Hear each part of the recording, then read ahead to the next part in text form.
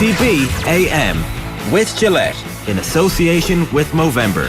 Effortless shave, magnificent modes. Alright, it's 7:30. It's Wednesday morning. You're welcome along to OTB AM. It's Ger and Shane with you all the way through until 10. If you want to get in touch, you can leave a comment in the YouTube stream. You can tweet us at OffTheBallAM, or you can always get us on WhatsApp 0879 180 180. Shane, good morning to you. How are you? Morning, how are things? What's going on? A hell of a lot.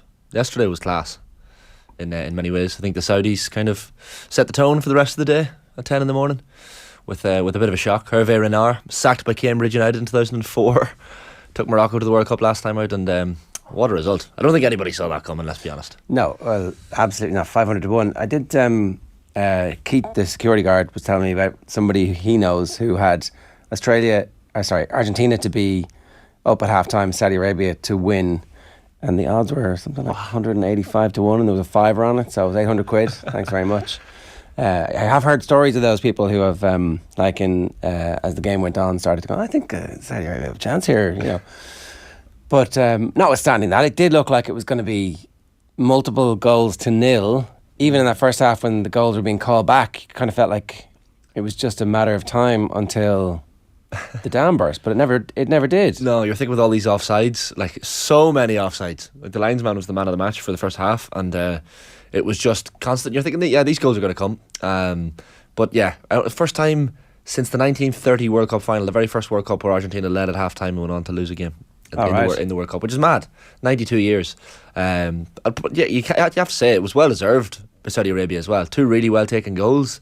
Bit of shithousery as well. I saw online one of the Saudi defenders kind of come up to Messi and after the second goal just ran up to him and said, "You're not going to win this game." Something to that effect. And then Souness and Keane having a little bit of an argument over the penalty decision for Argentina as well. Well, we can hear that now, so a lot of people won't have heard this, but I mean, even if you have, stay tuned. He doesn't know when it's been kicked. He's not looking, and I think that is a penalty for me. No. All this will do is encourage diving. He's dragging him down. He's dragging him down. You're not listening to what Laura said. It's a directive from the referee. That's exactly what she said, yeah. It's a directive. Encourage diving. This is not about opinions. That's a fact. The guy wasn't looking at the ball. I'm here to give my opinion. That's not penalty. No, this is not about our opinions. It's about the laws of the game. What are we here for? I'm here to give my opinion. Their interpretation. That's not a penalty. The interpretation, the new law is... That's my opinion. The new law is that if you're not concentrating on... I don't think that's a penalty. I'm here to give my opinion. That's not a penalty. I've heard you say it 10 times. I want to say it again. I don't think it's a penalty. Well, let someone else speak. Go ahead. You'll learn a lot more if you listen rather than talk all the time. No problem. So... I mean, it's good. You learn a hell of a lot more if you let someone talk. Were they squaring up to each other? No, they're standing there. It didn't seem like staged as such. It was just kind of one of those moments where Keane flipped at one little thing where he says, I mean, we're not here to give opinions, and Keane was like, that's exactly why we're here. So they just totally disagreed. I mean, Keane was like, nah, it's not a penalty. Okay, I do like think that it's okay for us to say that the rules are stupid sometimes, and that's essentially what Keane's saying there. Like, there's loads of stupid rules in all sports, and I know I do see this argument sometimes on Twitter in particular, where it's like somebody explains the rule to somebody else and they go, yeah, but that's a stupid rule, and it's like, well, you can't say that. I mean, well, okay, fair enough, you're right. The only thing that we can ever do is exist within the parameters of how things are right now. Yeah, and we cannot strive for anything better to improve the game. See, there was diktats that seem to have been given ahead of this World Cup. We all know that there's obviously going to be loads more added time because the referees have been told to give added time at the end of each half to stop time wasting.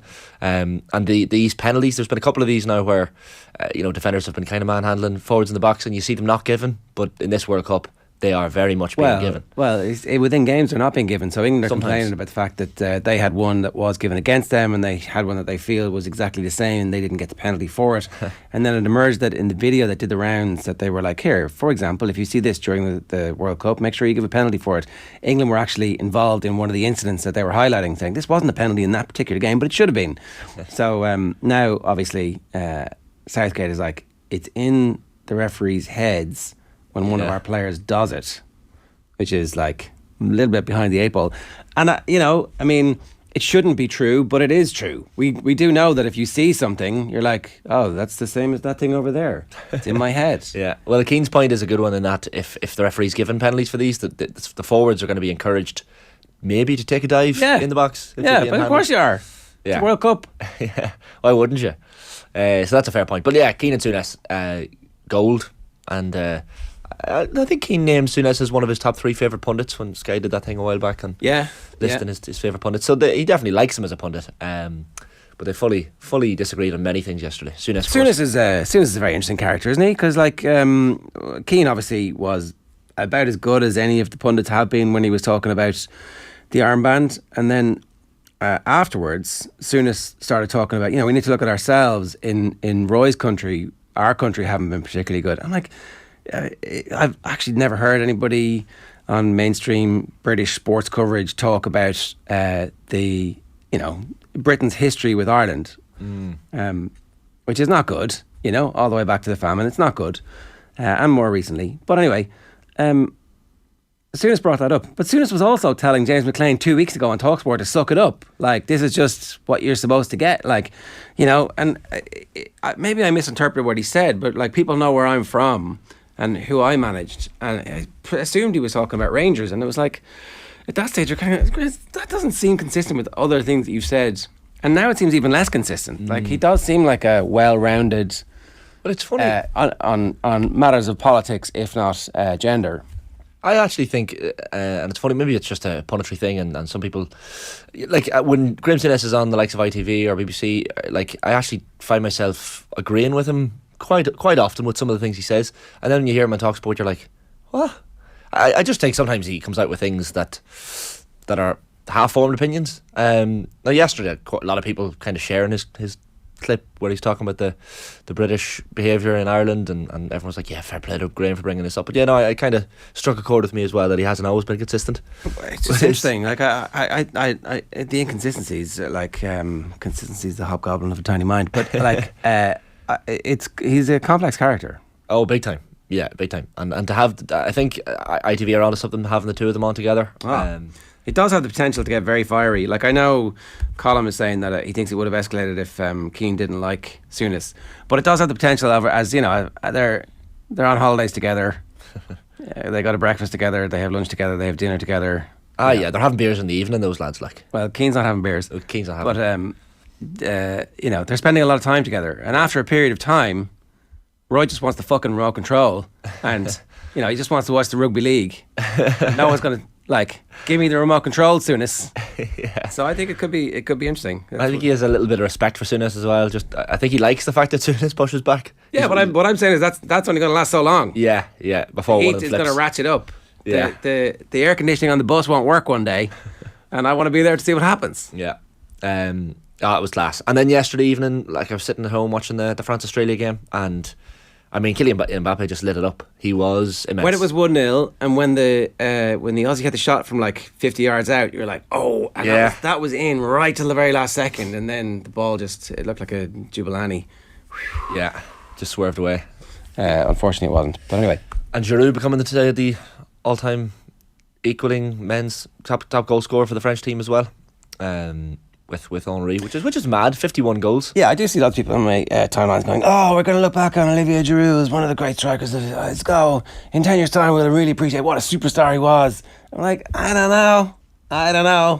I don't think he's in the same class as Thierry Henry, and I don't think he's in the same class as like the other great strikers. I don't even think he's the best French striker. If Benzema had been fit for this and also had not been, not allowed to play for legal reasons, then I don't think he would have got anywhere near the 51 goals. Like, he's nowhere near as good as Karim Benzema, and I don't think we're going to like suddenly in 10 years' time go, oh, we criminally underrated this guy just because whatever. No, I agree with you, but I think Vincent Kompany was in the studio last night, and he was asked about Giroud and marking him what he was like to play against, and he actually straight away was like, well, he was almost hinting that like he wasn't that difficult to play against because of the way Man City played.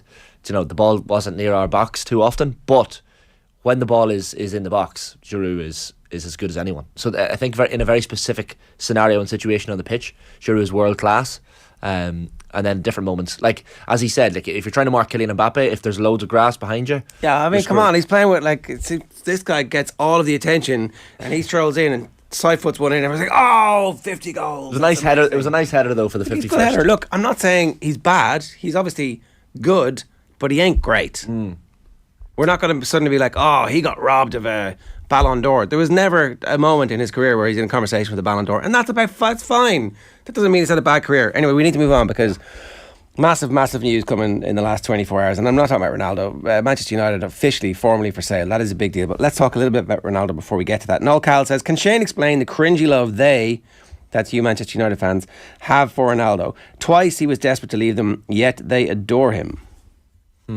Well, why do you love this very I have to say, like, interesting character so much, Shane? I don't love him. I certainly don't love him. I think a lot of United fans loved the 03 to 09 era Cristiano Ronaldo for what he did on the pitch.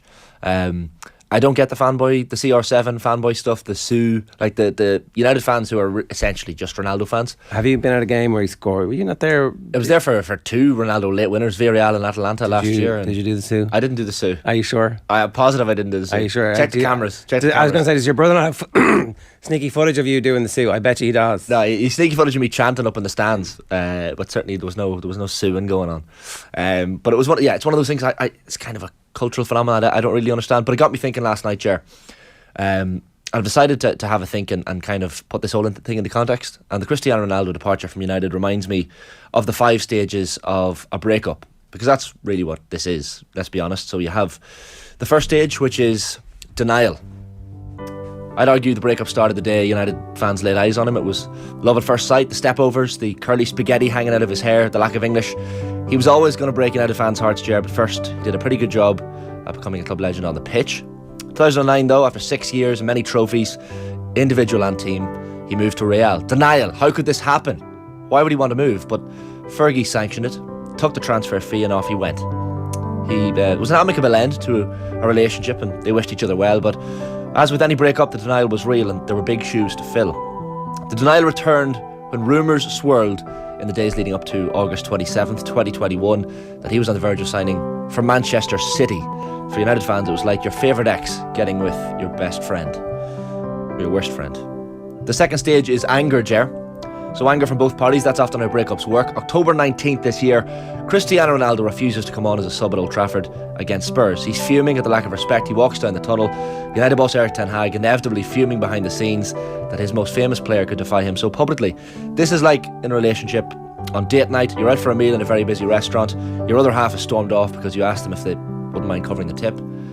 You've got the rest, but it ended fairly messily. The third stage of a breakup is bargaining. November 6th, Erik ten Hag enters bargaining mode. Oh, take the captain's armband, Cristiano. I'm sorry we fought at that restaurant Old Trafford last week. I promise I'll always love you. Remember all those great times we had with your good friends Wayne and Gary and all the others? Well, we're at Villa Park today and I'm going to give you the armband. We're never going to ever fight again. Stage 4 of 5 in a breakup is depression. They did fight again. The evening of Sunday, November 13th, clips from an explosive interview with Piers Morgan emerge. Your other half is sending damning opinions about you into a group chat with all of their friends, millions of them in fact, and it's the most annoying friend they sat down with first. He says he has no respect for the manager. He criticises any pundits who dare criticise him. He says the jacuzzi isn't good enough at Carrington. The cooks have stayed the same for years. He nearly signed for City. He turned down a big Saudi offer.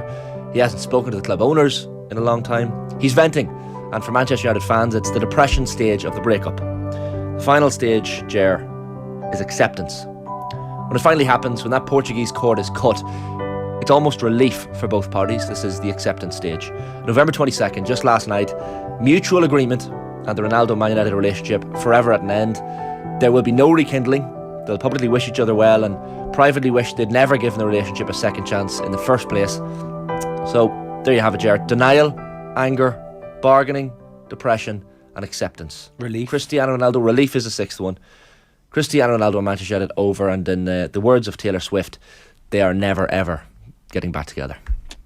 Are they never ever getting back together? Surely not. You think, I don't mean as players, could he come back as a manager? He can't. Well, Could he come back as an owner? I don't think Ronaldo is a coach. Could Ronaldo get together the consortium to buy the club?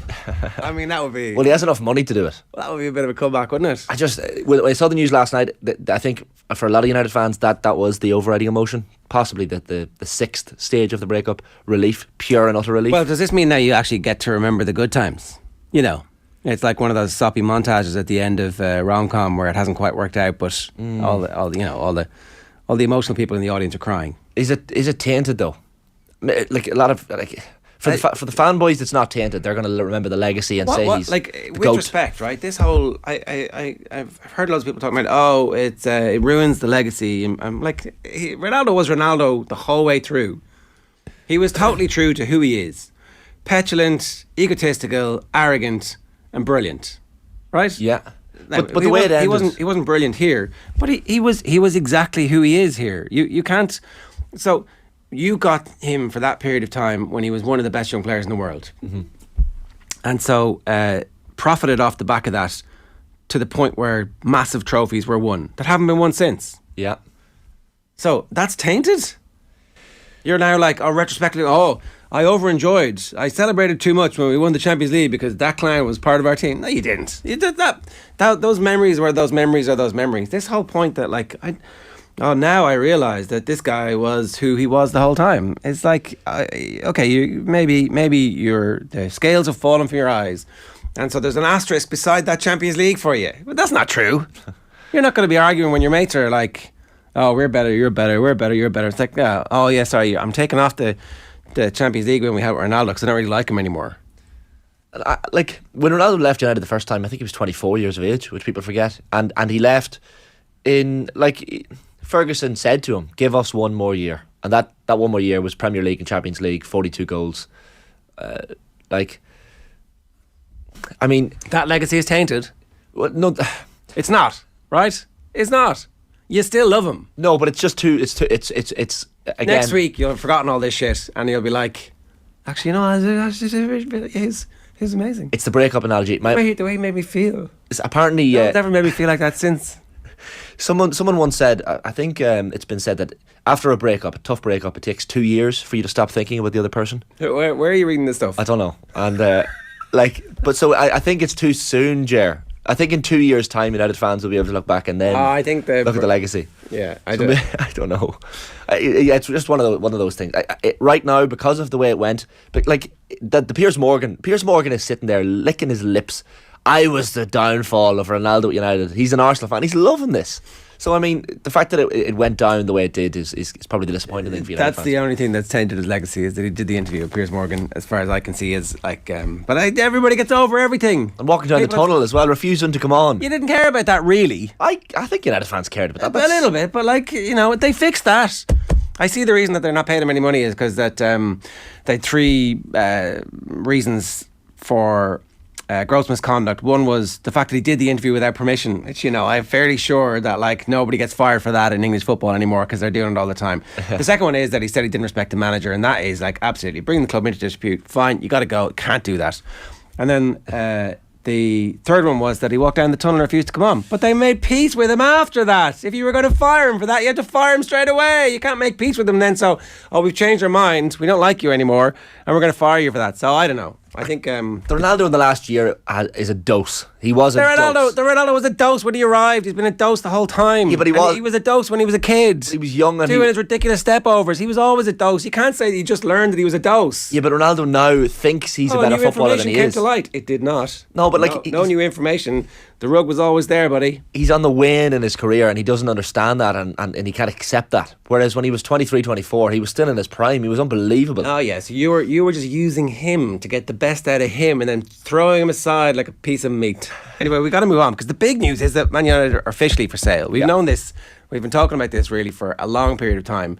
And in the papers, in all the pieces that have been written about this, there's a bond trader or a financier, a hedge fund manager who is quoted as saying, all the clubs are always for sale if the money is right. And that's the truth to all of this, right? The one thing that happens in the clubs that get sold quickly is that you don't really know they're for sale until the deal happens. This is going to be a very interesting time for Manchester United Because if you are one of Manchester United's best players, or if you're their manager and you're starting to do very well, what happens when a club gets sold? What happens when any sports team gets taken over by new owners? How long does it take for them to install the man that they want to be in charge? Not very bloody long. That's the truth.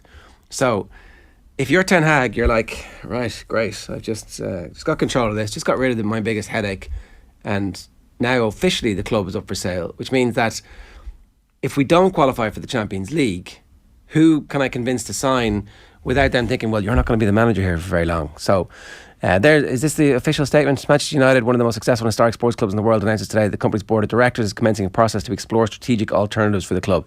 That's code. It's for sale. The board will consider all strategic alternatives, including new investment into the club, a sale or other transactions involving the company. This will include an assessment of several initiatives to strengthen the club, including stadium and infrastructure redevelopment. Get that new jacuzzi. And expansion of the club's commercial operations on a global scale, which are pretty big already, each in the context of enhancing the long-term success of the club's men's, women's and academy teams and bringing benefits to fans and other stakeholders. So, how quickly this will happen, I don't know. Maybe they're announcing this because something is imminent, or maybe they're announcing it because they want to have an auction and see how big the price can go. The prices quoted are eye-watering. They're significantly bigger than the prices that Chelsea managed to generate. Obviously, Manchester United are a much bigger brand. And some of the people who were interested in Chelsea were actually apparently more interested in Man United. So there is a possibility somebody buys this out of vanity. That's true. There's also the possibility that the only people who can really afford this are Gulf-funded money. So Manchester United fans, with that quiver of excitement that you're getting rid of the Glazers, be careful what you wish for. Yeah, I think the timing of it is significant enough. Like, the Gulf World Cup is ongoing. I saw some like investors, finance guys talking yesterday about the fact that they think because this global economic downturn could be upon us, that the peak price of these top clubs is about to reach its zenith. So maybe now is the time to put something out there in the ether. They're going to get the biggest price they could possibly get. Yeah, I think between 5 and 9 billion. Well, so there's a bit of a difference between 5 billion and 9 billion, because you could buy a lot for 4 billion in between, wouldn't you? You think you'd be able to buy a lot for the difference. So that spread is huge. Yeah, and it's obviously not very well thought out. No, like if you were to guess the price of Man United without having any access to their financials, you might guess 5, I might guess 9, and we could charge a lot of money, it turns out, to be the advisors for this deal. Yeah, try and get a bit more money there, lads. What do you think? Yeah, the nostalgia element that you mentioned could get someone in to buy. Like, as soon as this was announced last night, like, United share price on the New York Stock Exchange rose by 17%. Added an extra 400 million to the capital. I don't know what it means for January signings, with the club being up for sale, potentially up for sale. Like, the quotes from Avram and Joel Glazer, and let's not forget that "Love United, hate Glazers" has been one of the phrases that's done the rounds at Old Trafford for the last 17 years since they took over in 2005. But Avram and Joel, in their statement, this will rile United fans up the wrong way, said, "We remain fully focused on serving the best interests of our fans, shareholders and various stakeholders." That is nonsense. I mean, that would be a first for the Glazers. Like, they're scavengers, essentially. Like, they pay themselves massive dividends year on year. Look, I mean, they're just business people. And hang on, like, this is we deserve better treatment because we're fans of this club. But you haven't invested in the club. Well, the stadium's falling apart. The training ground needs a jacuzzi. The fucking squad is the squad has had a load of money invested in it. They haven't won Premier League since 2013. Yeah, that's not the Glazers' fault. That's I'd argue it's the manager's fault. It's the football side of operations have been given enough money to compete against Manchester City and Liverpool, and they failed to do so. They don't back the managers enough in transfer windows. They've backed them loads. This is nonsense. They've backed them loads. They buy players that they want to buy almost. Come on. Well, like Ronaldo was. They don't know anything about Bastian Schweinsteiger. Some clown decided this guy's got a good reputation. And I think blaming them for that gives Manchester United fans this kind of weird sense of power. It's like, yeah, we're standing up for the club. But, like, it's not true. Like, the amount of money that was spent on the team was sufficient for the team to have been successful. I think if you asked any United manager since Ferguson, you asked Moyes, Mourinho, Van Gaal, Rangnick, Solskjaer, any of them, I don't think any of them would have a positive thing to say about in private about the Glazers. What do you think the manager of Liverpool says about the owners of Liverpool? Do you think he's like, in private, yeah, they're great fellas, they give me all the money I want? Because they don't seem to. And yet he has managed to win a Champions League and a league. Yeah, but like, Can we look? I think arguing about the Glazers is roundabout. Man United fans think disaster. I think other people are like, yeah, they did make a load of money. They took a load of money off the table from the club. That's how business works. That's what all of the other owners are largely doing as well. Like, there's some talk that maybe PSG might be for sale. That maybe the Qataris have had enough. They've got what they want out of that. I don't know. That's going to be very interesting to see what happens with that. There is one other possibility that it isn't just golf money. Maybe one of the big media companies buys Manchester United. So big news in American corporate world on Sunday night. Disney fired their chief executive and they brought back the old guy, Bob Iger. Now this gets a little bit boring, right? But Iger was kind of this revolutionary figure who brought in ESPN and acquired Marvel and a lot of other brands that you will be familiar with, that has turned them, like, kind of turn Disney around into this absolutely most important entertainment company in the Western world. There's some talk that they might try and buy Netflix. Netflix is worth 127 billion, right? And if you were to try and buy it, I suspect you'd have to pay a bit more than that. Disney's worth 180 billion. Technically, Manchester United are only worth 2.5 on the stock market. So one of those big super corporations could come in and buy Man United, and that might not be the worst thing. You know, that might be a vaguely acceptable corporate face of ownership, where it's like, down with Disney, screw you, Mickey Mouse. I don't know. Screw you, Netflix. Well, didn't Jim Ratcliffe balk at the idea that United were worth 10.2 billion, and he was like, no, too much. Isn't Jim Ratcliffe the fella who'll say that and then go, I got it for 10.1, I'm a genius? Yeah. Yeah. Well, maybe. Whoever the owner is, I think United fans will want someone who is going to invest. Who do you want? I don't know. What if it's a Gulf state? I mean, United fans are left in a position that a lot of clubs are being left in. Then you're like, happy days, there's investment, but don't feel good about this. I mean, would you stop supporting them? I wouldn't feel good if United were taken over by the Saudis. I really wouldn't. Look, I know there are still Newcastle fans staging protests at home games outside St James's Park, and in significant numbers as well. So, you know, everyone says, oh, Newcastle fans have bought into the Saudis and sports washing works, but there's a hell of a lot of Newcastle fans who still don't feel good about the whole thing. I will continue to protest until there's some signs of progress in terms of human rights in Saudi Arabia, and that's not coming anytime soon. So I don't know. I wouldn't feel good about it. It remains to be seen. You almost feel it when a big club is sold in this day and age that it is going to be a Gulf petrodollars investment that buys it. But I mean, there's plenty of options. It could be, as you say, a nostalgia purchase for someone who realises this is one of the most famous clubs in the world. Yeah, look, there's definitely the vanity buyer. There are vanity buyers out there, and the Glazers will want to flush them out, and they'll want to flush the big corporate money out. And I don't know. You're starting to see those American conglomerates come together that are fronted by famous people who made money from, LeBron has been talked about as a potential future owner of a basketball franchise. We see, was Diddy involved at one point? There are a couple of other people who have been definitely thinking about this, and they can be the front man, and the money will come from Wall Street, and you'll never really know who it is. But all that has to get paid back. Like, I think, look, we can get into the ownership structure and how that money is wasted or used again. But Supercan354 says he was the final straw for the Glazers. Their final cash cow is gone, so they're cashing in. It was Ronaldo who did it. Ronaldo brought the Glazers down. Even if he didn't mean it, he's done the greatest favour of all. Was still a legend anyway. You see, this is it. Colm is saying that he thinks that Ronaldo will be seen as a hero in time because of his comments about Glazers. Well, that's probably the only part of the Piers Morgan interview that a lot of United fans were like, yeah, you're absolutely right. Like, the other, what was it, an hour and a half long? The other hour and 28 minutes were complete codswallop. And yet, that couple of minutes where he referenced the Glazers and spoke about the need for investment, United fans, I think, to a man and woman were like, yep, fair enough. Makes sense. The man that comes out of this smelling of roses is Eric Ten Hag. I know you say look, the Glazer thing is careful what you wish for. Clock is ticking. Clock's ticking, but I mean, he has come out of this. Yeah, he's got rid of his biggest problem. In the long run, I think, and if they can just put in 6 months of good football, then his reputation will absolutely soar. But he's doing it against the backdrop of the uncertainty of who the club's owners are going to be and how much investment is going to be into the future and what the new owners will think about everything. Sorry, Bruno Fernandes this morning is delighted. Anthony Martial is delighted. Marcus Rashford is delighted. I'd say most of that squad is absolutely delighted that Ronaldo is gone. Because from outside looking in, toxic. All right.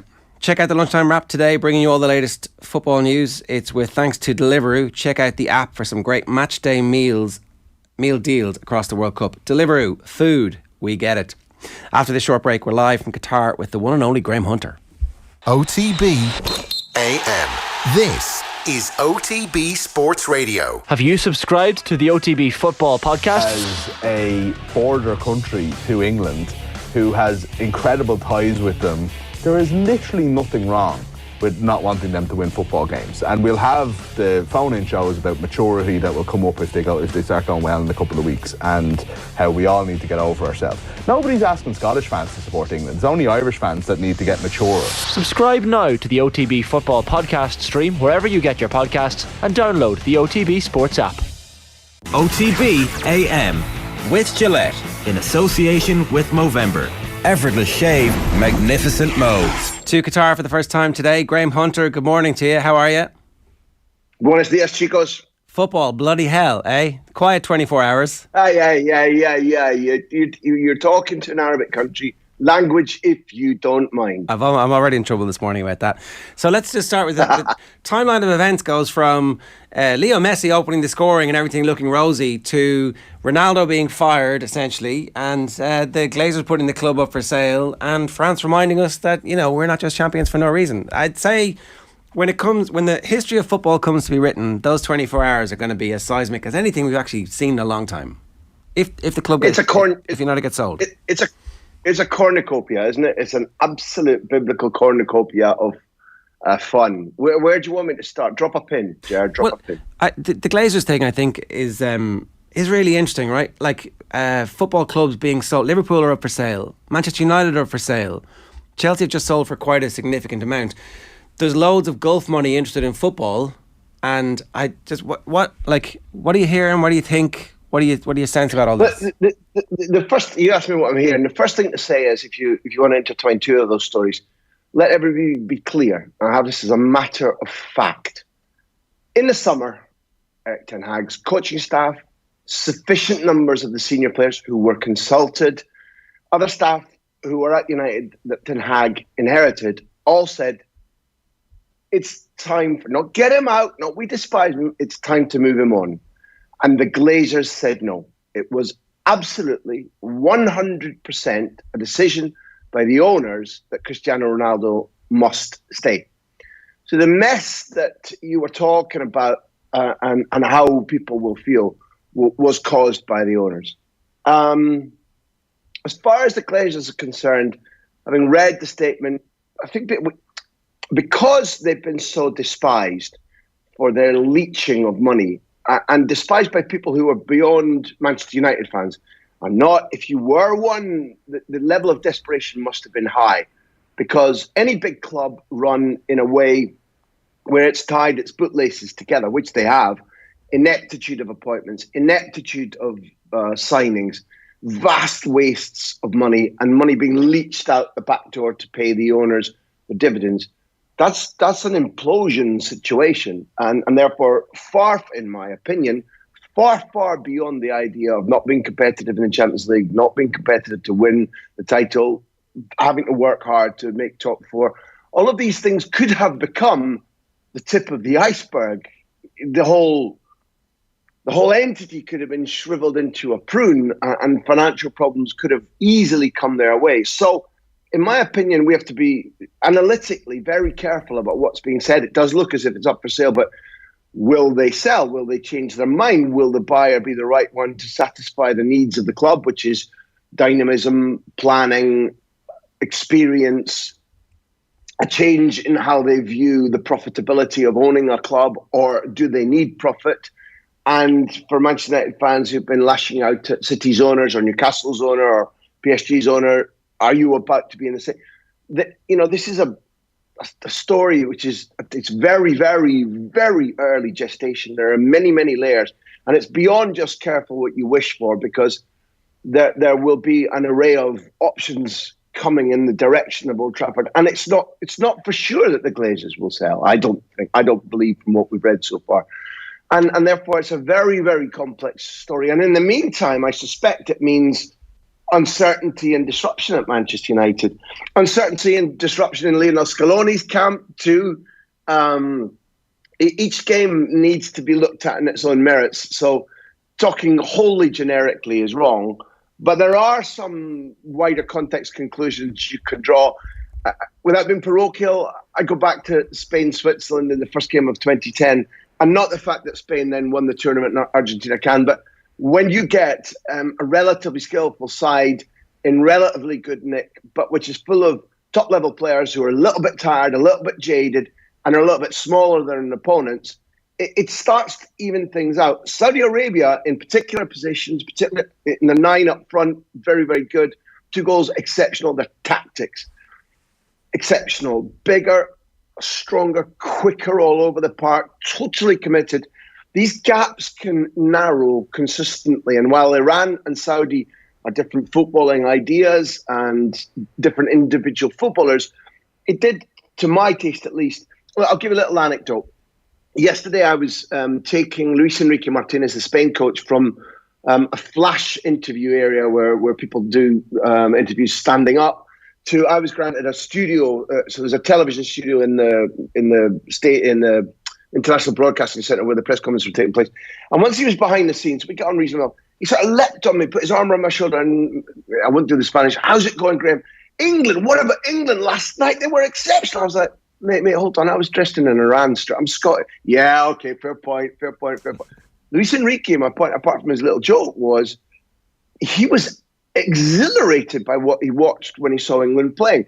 And so the 4 teams are not identikits, but it does cast in very strong light the way in which England remorselessly were on form, fit, dynamic, pretty ruthless in when their power plays of goals came in comparison to Argentina. So it's a broad brush, Ger Shane, because 4 different nations, but there are still wider conclusions to draw about what lesser understood, lesser researched teams can do to the bigger sides who come jaded and need, after all their intensive concertina league campaigns, who need time to get their momentum rolling.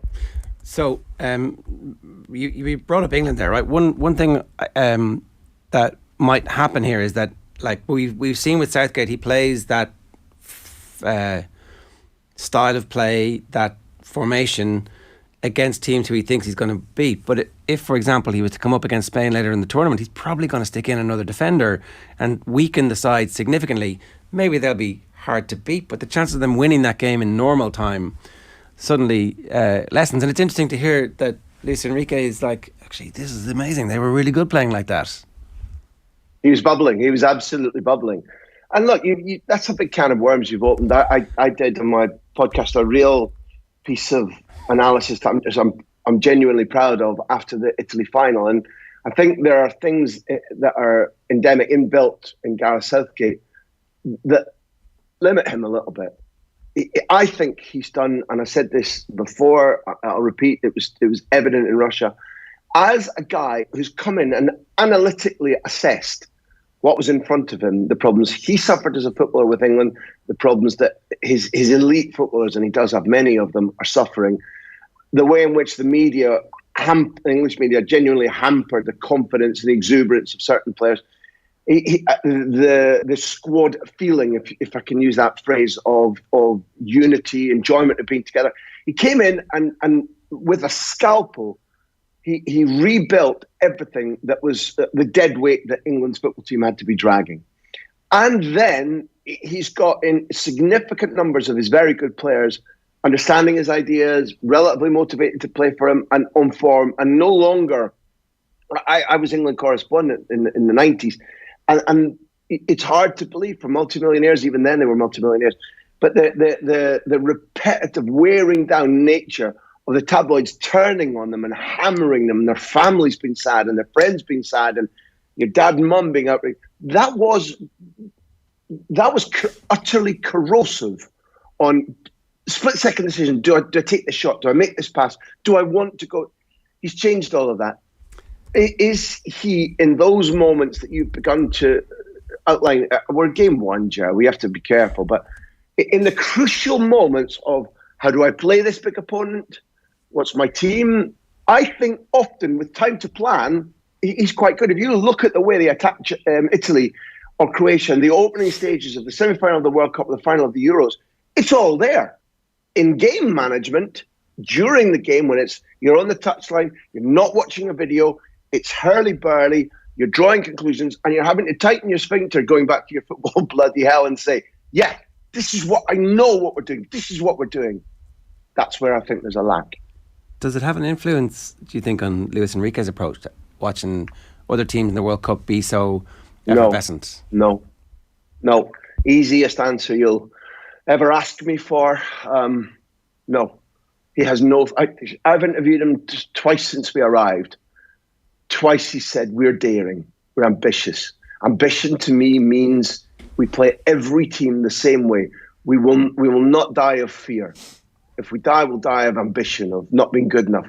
Front foot, attack, entertain, aggressive. We want the world to watch us. There is absolutely no question that part of his philosophy will never change, irrespective of which club or nation he's managing or who's in front of him. The ideology of the concept of maybe might it be 3-4-3 today, or might it be it won't be a 4-2-3-1. Those things, retouches, yes, but he lives by, and again, I've maybe had 5 interviews in the last 18 months, one-on-one with him. His 3 watchwords: attack, pressurize, ambition. He always says he picks his team based on how can each of these players attack, each of them. And then when we don't have the ball, I want my teams to press the other team until we get them. Not high, not the press that we saw with Pep Guardiola's Barcelona. There are various different styles of it. But anybody who will not pressurize an opponent and pressurize in groups won't play for him. And ambition is at them. Get at them every minute. And if we're 1-0 up with 6 minutes remaining, attack. Don't bank. Don't be conservative. Attack. So it's a simple answer to your question. Graham, I guess when you look at some of the groups and you look at some of the pathways that could come out of it in terms of last 16 and quarterfinals, topping the group could be very important in terms of setting your own pathway and avoiding some of the big guns. Like when you look at Spain's group, a lot of people kind of talking about Germany coming in under the radar. Look, the Costa Rica game today, you'd imagine, even though I had totally forgotten about Costa Rica topping a group of death with Italy, England and Uruguay back in 2014, one of the great shocks.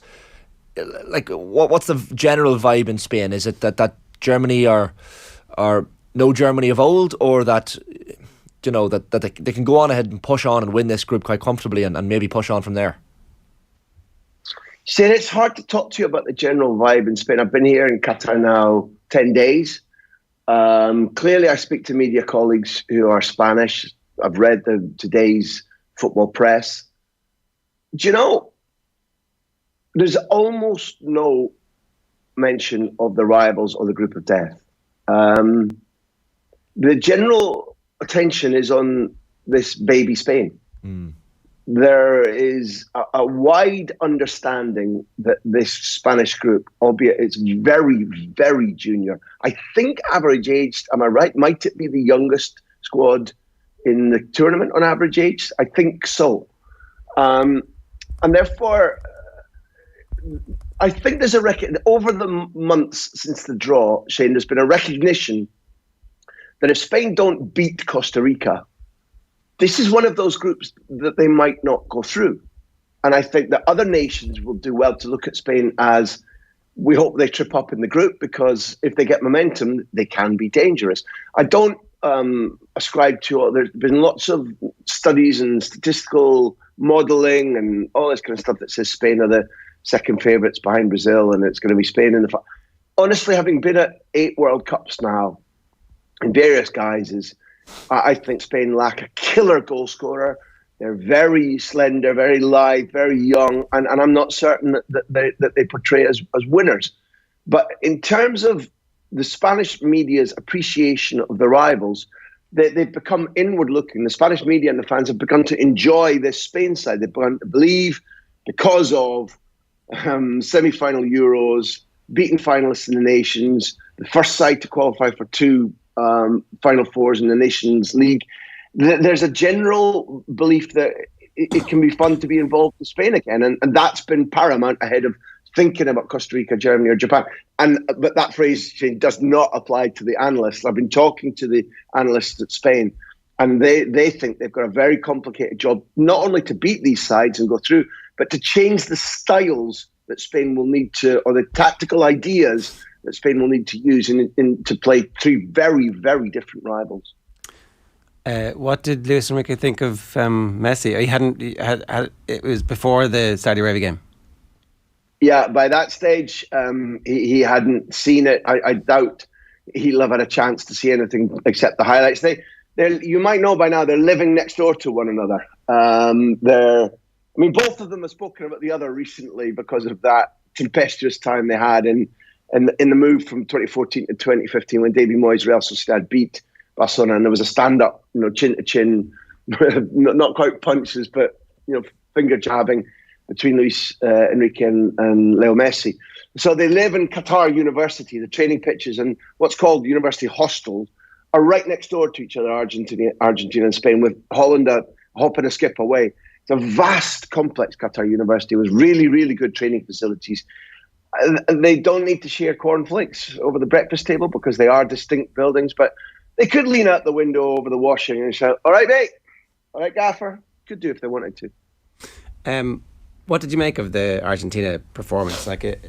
Is that the bit where you're thinking about Spain and the Swiss defeat and thinking, okay, they just need to calm down and batten down the hatches? It was odd, not just that they were beaten, but that they were beaten having taken the lead.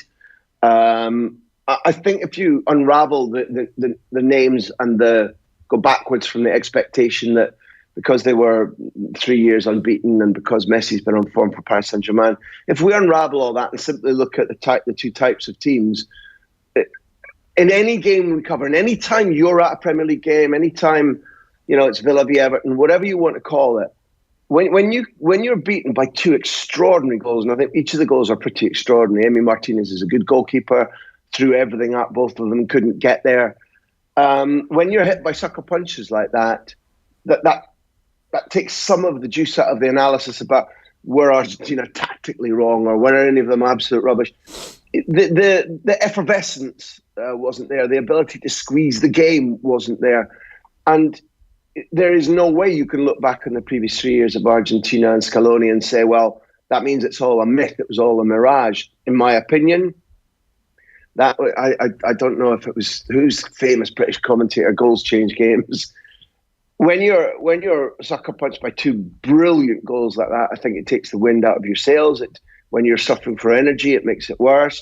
If you look at their performance, particularly DePaul, and if you look at the way in which it was, Saudi were quite good at nullifying Messi, it emphasizes again how much Argentina rely on Messi to do special things, which is now special passes, tempo controlling, the occasional goal, a brilliant free kick.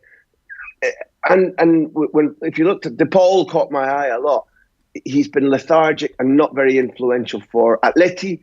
I felt it was the same way again yesterday. They looked like a team which needed fizz, which needed energy, and not conviction or quality or self-confidence, but energy. And I say again, those big teams that draw on players who've been thrashed in their domestic season to get as many games played as possible to get here, they need to pick up momentum. And that's why that first game now for Spain today, Germany against Japan can have a similar paint to Saudi against Argentina. I expect Germany to win. But for Spain against Costa Rica, Costa Rica are in certain positions taller than Spain. Set plays become very interesting. Costa Rica have appointed a coach whereby the first half of the qualifying campaign won them 2 points. The second half of the equivalent number of games, they took 19 points. Joe Campbell is the reference point up front, but Luis Fernandez Suarez appointed young guys and said to Keylor Navas, back me, bring them through. So they have nothing to fear. They're young, very quick. They're on a great run of form. And physically, they can maybe try to do some of the same things that Luis Suarez said yesterday, I want to make it uncomfortable for Spain. So that first game phenomenon, and I think Spain have only won 4 of their first games in all of their World Cups. So what we saw for Argentina yesterday, I don't think it's going to be a unique experience. Grim, we're not going to stop talking about Kylian Mbappe to Real Madrid until it happens. I mean, watching him last night, and if there was any doubts as to whether or not he was going to light up this World Cup if France go deep, I mean, every time he touched the ball last night, you just felt like something was going to happen, albeit the opposition in Australia wasn't world beaters. But are the top brass in Madrid just licking their lips watching him at this World Cup? No, not at all, Shane, no. Will Mbappe move to Real Madrid? Yeah, maybe, but let's be crystal clear. The 2 primary objectives are Haaland and Bellingham. And that's for this summer coming. That's who they want to sign. That's who they believe they've got a chance of signing. My personal opinion is I don't think they get either of them. But while Mbappe, Florentino Perez is a pragmatic man. He didn't used to be. He used to be an absolutist. Over 22 years. He came in 2000. He missed about a year. So let's call it over just about 21 years of being president. He's had to learn that occasionally you're flexible, you adapt. But the way in which Mbappe has now 3 times turned them down, they're a haughty club, Shane. You know that they're aristocratic. They are deeply stung by being rejected, and therefore, it's only if they don't get Haaland that the idea of signing Kylian Mbappe will come back on the table. And at the moment, they definitely have not renounced the idea that they might tempt Haaland away from City. I personally cannot see how or why that would happen.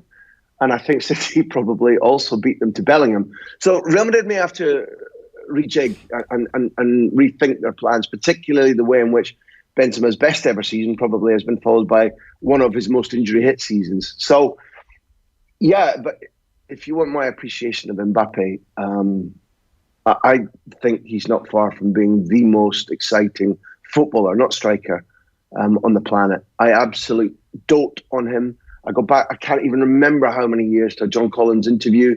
It's several years ago, and he said, listen, at Monaco there are some brilliant kids coming through. There's this guy Silva, there's this guy Mondi. Well, look what happened to him. And there's this guy Mbappe, who they say, and this would have been Mbappe's first season at Monaco. And John Collins is so linked to that club and knows so much about them. He said they are saying at this stage already that he can be better than Thierry Henry.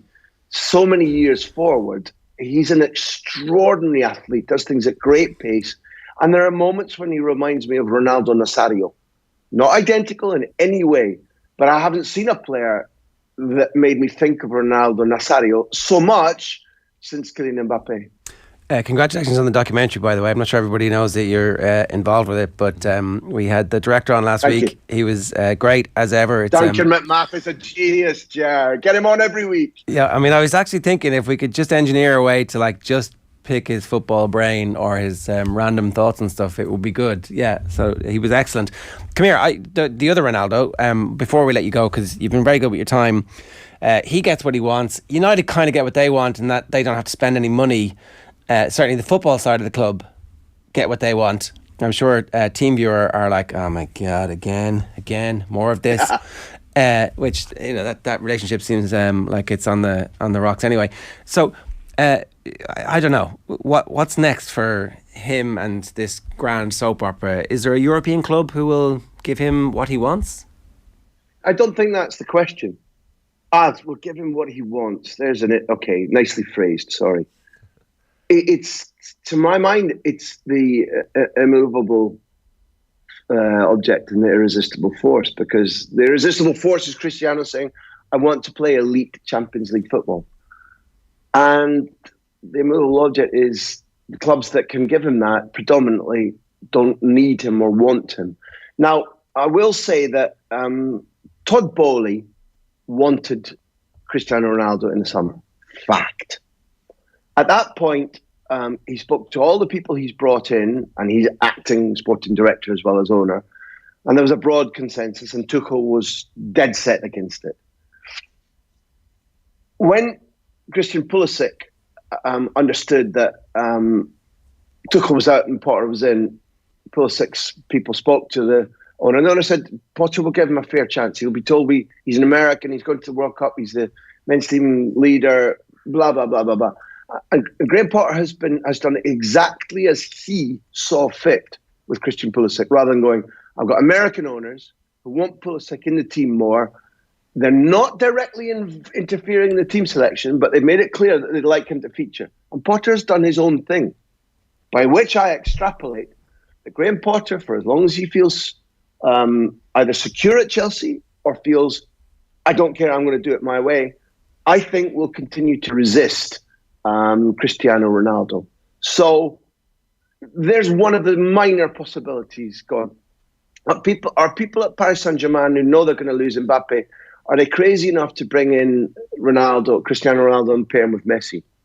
My opinion is they are. I'm not saying they will, but it's a never-ending piece of nonsense about what they're willing to do. They've got a very good sporting director now who's on part-time money because he also wanted to stay sporting director at Celta Vigo, and they're ignoring him, and I think that relationship's going to break. So it's going to be an oddity if one of the clubs that can give Cristiano Ronaldo what he wants, which is elite level, chances to increase his appearances and his goals in the Champions League, give him an open door. But the key to your question is, does Cristiano Ronaldo now look differently in the mirror and reassess himself and say, I have to continue in my training regime, my ambition, my attitude, but tailor my demands a little bit?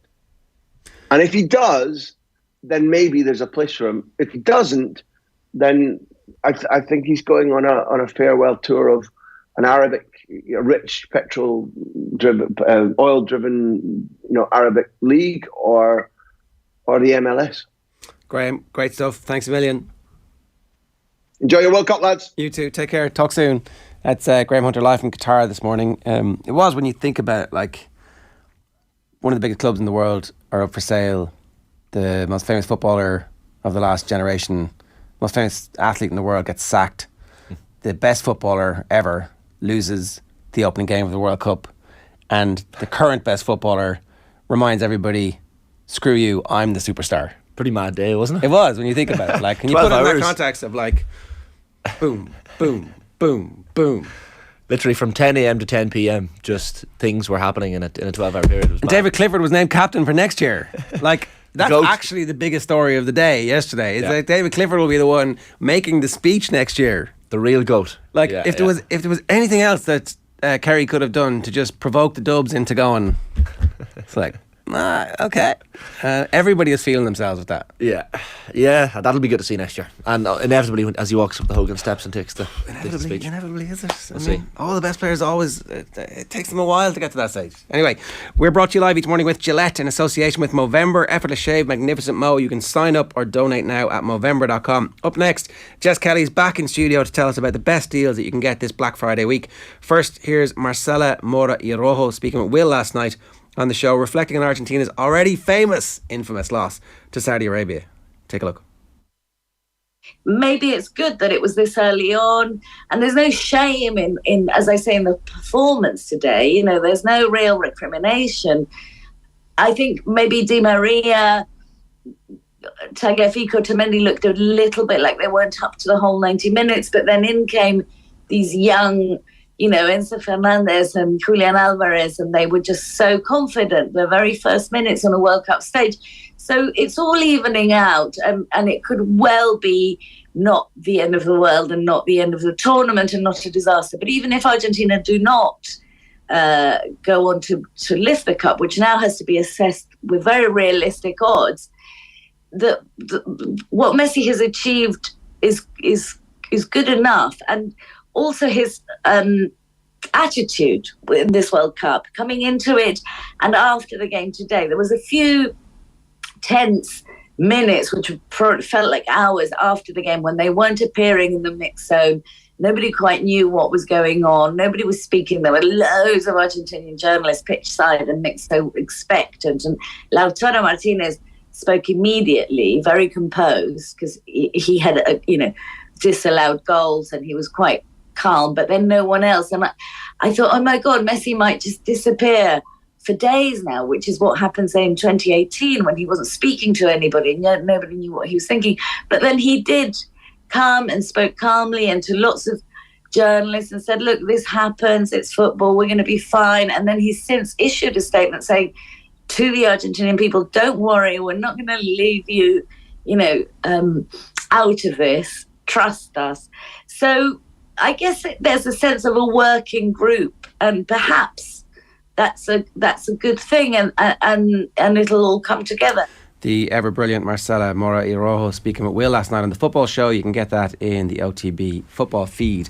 Now, Jess Kelly is with us in much publicly demanded. There was at least 2 tweets going, when's Jess coming? I was like, I think it was today. one tweet that I replied to. So there you go. Your burner account. Yeah. That was enough. Yeah. No, it was a real person. Yeah. How are you? I'm good. How are you? Good. Black Friday. Yeah.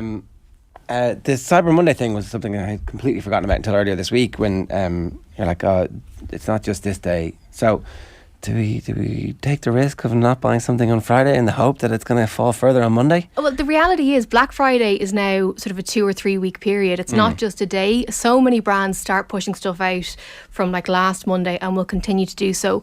What brands are trying to do, because they're a little bit clever, is they might do special flash offers on Cyber Monday. So you might get an extra 10% off, or brands that didn't engage in Black Friday because it's got a bit of a bad PR now will do stuff on Cyber Monday. I don't know what the distinction is. But I think if you're on the hunt for something, I think a lot of the deals are out there at the moment. Okay. I want to buy a pizza oven, right? And one of the ones has 20% off. And I'm like, that's very good. That's very good. But if on Monday, if I buy it on Friday and on Monday there's 30% off on it. Would you not just return it and then buy it again on Monday? You could do that. You're right. Oh, yeah. Never thought of that. Do you know? That's why Jess is here, by the way. There you go. That's the bit we've clipped. You don't even need to do the next 15 minutes if you don't want to. Okay. I hadn't even thought about that. Excellent. Okay, excellent decision. Yeah, Grant. So stall the ball until Monday if you really. Yeah, look. Sorry, buy first, and then if you get a better one. Yeah, you can do that little switcheroo. Like, what I would say is, like, the actual top tip is that not everything that has a sale sticker on it is actually a sale. I've been doing a ton of research the last few days, and it's amazing the price disparity between different outlets. All of them are saying, we have a great deal. This is our Black Friday deal. But there's, on headphones, for example, there could be 40 or 50 euro in the difference between the sale price in one outlet and then in another outlet. So the onus is on you to make sure that you're shopping around as much as possible and even checking the different deals and reading the fine print in the deals as well, because, it may be a case that it's a web exclusive. So you have to, whereas if you drive to a store to try and get it, it could be a different price in store. So just be mindful of those little things. Okay, that is also other excellent advice. And then the last thing to watch out is that some people are like, you're buying stuff at this weekend that's actually last year's stock, and then new stock is going to be in afterwards. But like in some cases, really doesn't matter. Like, I spend most of my time reviewing devices, and very often it's like the next iteration. So prime example, iPhone 14. Not a massive difference between the iPhone 14 and the iPhone 13. You could say the same with a lot of the headphones that are out, a lot of the wearables that are out. Yes, there are small differences, but unless it's going to make a massive impact to you, do you really need it? Another example is the Apple Watch. So I wear the Apple Watch SE. I bought the Apple Watch 6 and I gave it to my mum because the features on it I didn't really need. I don't think she does either, but anyway. But the latest Apple Watch has incredible technology if you are an athlete, which I'm not. If you are someone with multiple medical conditions and you want extra insight into like fall detection, for example, or ECG readings, I don't need that. So why would I spend 600 or 700 quid on something that I could get for 200 quid and it does the majority of the stuff that I needed to do? So don't be swayed by the newest models. Don't be swayed by deals that aren't actually deals. And just do your research. The key thing that people always say, because some people hate the idea of Black Friday because it's just pushing consumerism. If you weren't going to buy it anyway, don't buy it on Black Friday. Yeah. that's the whole power of consumerism, isn't it? That they're like, oh, they have this retina display. I really need retina display. Yeah. What is a retina display? You know. Yeah, no, I know, it's bonkers. But I do remember there was like a period of time where I was like on the verge of buying an Apple laptop or whatever it's called, MacBook, and it was, the marketing had just got to me. Yeah. It had been like this kind of decade long, this is the nicest thing in the world and you don't have it. Everybody else has this. You must have it. And then the retina display thing came in. I was like, I actually still don't really know what it means. The screen looks a little bit clearer, maybe. It is. It comes down to screen clarity. But if you have 21 vision, you might be able to spot the difference. But it's the same with the iPad now as well. I was looking around, and a lot of the deals in a lot of the big retailers are for last year's basic iPad. So you can now get a basic iPad for just over 300 quid, or you can get this year's model for around 400 quid. There's not a massive difference. Yeah. The screen is slightly bigger, it's slightly clearer. Does the average consumer care? The answer is no. Most of the texts that I get into Newstalk all the time looking for tablets are for parents and grandparents, either for kids to watch a bit of whatever they're watching, or for grandparents to do a bit of online shopping, the odd email and keeping in touch with people. Yeah. Do they need Notion screens? No. Yeah, no. Excellent advice. Right, what have you got for us? So I have headphones. So I'm a big fan of in-ear headphones. I wear them all day, every day. And my favourites are still Samsung, but we've moved on from the Galaxy Buds Live, which were top of my list the last few years. And these are the Galaxy Buds 2 Pro. They're usually €239. They're on sale at the moment for €199, both on Samsung's website and in Harvey Norman. This is one of the ones that's on sale in another retailer, but for 40 or 50 quid more expensive. So just be mindful when you're shopping around. These are great because they're very comfortable when they're in your ear. They have noise cancelling and the audio quality is deadly. They're also really useful for pairing to multiple devices. So I have them connected to my laptop and to my phone. So you can switch between them when you're going around the place, depending on what you're doing. And they connect seamlessly. So I really like these. Saw something mad the other day. Do you know the in-ear? So the in-ear headphones with the headphones built around it. Yeah. And I was like, this is mad. This is total noise. Yeah, that's for like if you're on my level of, super social awkwardness, that's grand. But again, for the majority of people, I don't think you need it. The noise cancellation that are built into these are great. And the good thing about these ones and a lot of the different ones that are out there now is that you can long press on them and it'll give you that ambient noise. So if you're walking down the street and don't want to be completely in your own little world, it's good to have some of that ambient noise coming in. Does it tell you when they're about to wear down on? Yes. Because what I've noticed about the Apple AirPods, when you're using an Android phone, they don't tell you. They just wear out. Yeah, there are certain features that if you move outside of the ecosystem of the brand of headphones, you don't get the full shebang. So for example, I'm using these ones and I'm using an iPhone. So you're not getting all of the elements, but it does make this little sort of ding, I suppose, to tell you when the battery is going down, which is not great. And you can also find them if you lose them as well. If you lose one or two of them, you can call them and you'll be able to find them. Okay. Better than the Apple ones? Yeah, 100%. I don't like the Apple ones at all. The Jabra Elite are the ones I use running. Like, I assume they're good for jogging or whatever as well. Yeah, and the good thing with this, so I have last year's version, which is the Buds Pro, and then I've got the Buds 2, and the design of these is so much better. They're much smaller, and they sit more securely in your ear as well. So yeah, no, they are, and they're, all terrain proof as well. So if you're out in the rain or whatever like that, you'll be grand. Okay, so the Samsung Galaxy Buds 2 Pro are on offer at the moment at 199 quid on Samsung's website and Harvey Norman. Yeah. The Huawei Watch Fit 2. Yeah, again, people have this in their head that they have to spend hundreds and hundreds of euro on a wearable. I mean, that doesn't look very different from the other, like the one you have, which is an Apple one. No, and that's why I love this one. So this, firstly, the normal price is 150 quid. The best I've seen is around 120, and that's across retailers. The screen on this is really nice. It's more rectangular than square, so it takes up a good part of your wrist, but not in a bad way. It's very comfortable. It works with both iOS and Android. It'll do all the fitness tracking that you'd want, but it also gives you that smartphone functionality, so you'll get your messages and stuff like that. So if you have someone who wants a watch and you don't want to spend hundreds and hundreds, this is definitely the way to go. Huawei is actually my favourite, I think, in terms of wearables at the moment, because they also have one called the Huawei Watch GT3, which looks like a traditional watch. You can get it in a really nice gold strap if you're conscious about the aesthetics of it.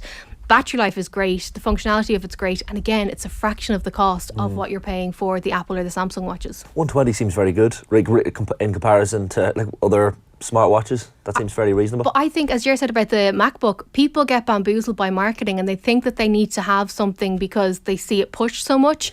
Like Huawei, I don't think are great at marketing themselves, and obviously they had that little bit of a snafu with the fallout with Google and America and all the rest, which damaged their phone side of things. But in terms of their accessories, they're killing it. Okay, so the Huawei Watch Fit 2 available for 120 quid. Just to go back to the buds, Yeah. I find that certain people who I'm talking to on a semi-regular basis are like, what are you saying? I can't hear you. Are you on your earphones again? Can't hear you. Is that, do you get a little bit of that with them? No, not with these ones. Okay, And well, I don't know if it's an AirPod thing. I don't like the AirPods for a few reasons. First, I don't find they sit as secure, but I also hate the bit that kind of like hangs down your jaw. I've got a giant jaw and I just feel like it kind of digs in, and the noise, it kind of picks up the rustly bits, which I'm not mad about. So I prefer the buds that kind of sit in your ear and are very comfortable. Humble brag. Okay, so TVs, that's the other big thing, the big ticket items that people buy at this time of year. Yeah, this is where you can get good value. And I think, again, it's easy to get bamboozled when you go into a store, because if you look at a wall of TVs and they're all tuned to look as good as possible, it's very difficult to see the distinction between one that costs 500 quid and one that costs 15 or 2.5 grand. So, like, the good news is it's kind of difficult to buy a bad TV at the moment. They all kind of come now with very good screens, smart interface and so on. The one that I've reviewed recently, it's a Samsung S95B 55-inch 4K screen.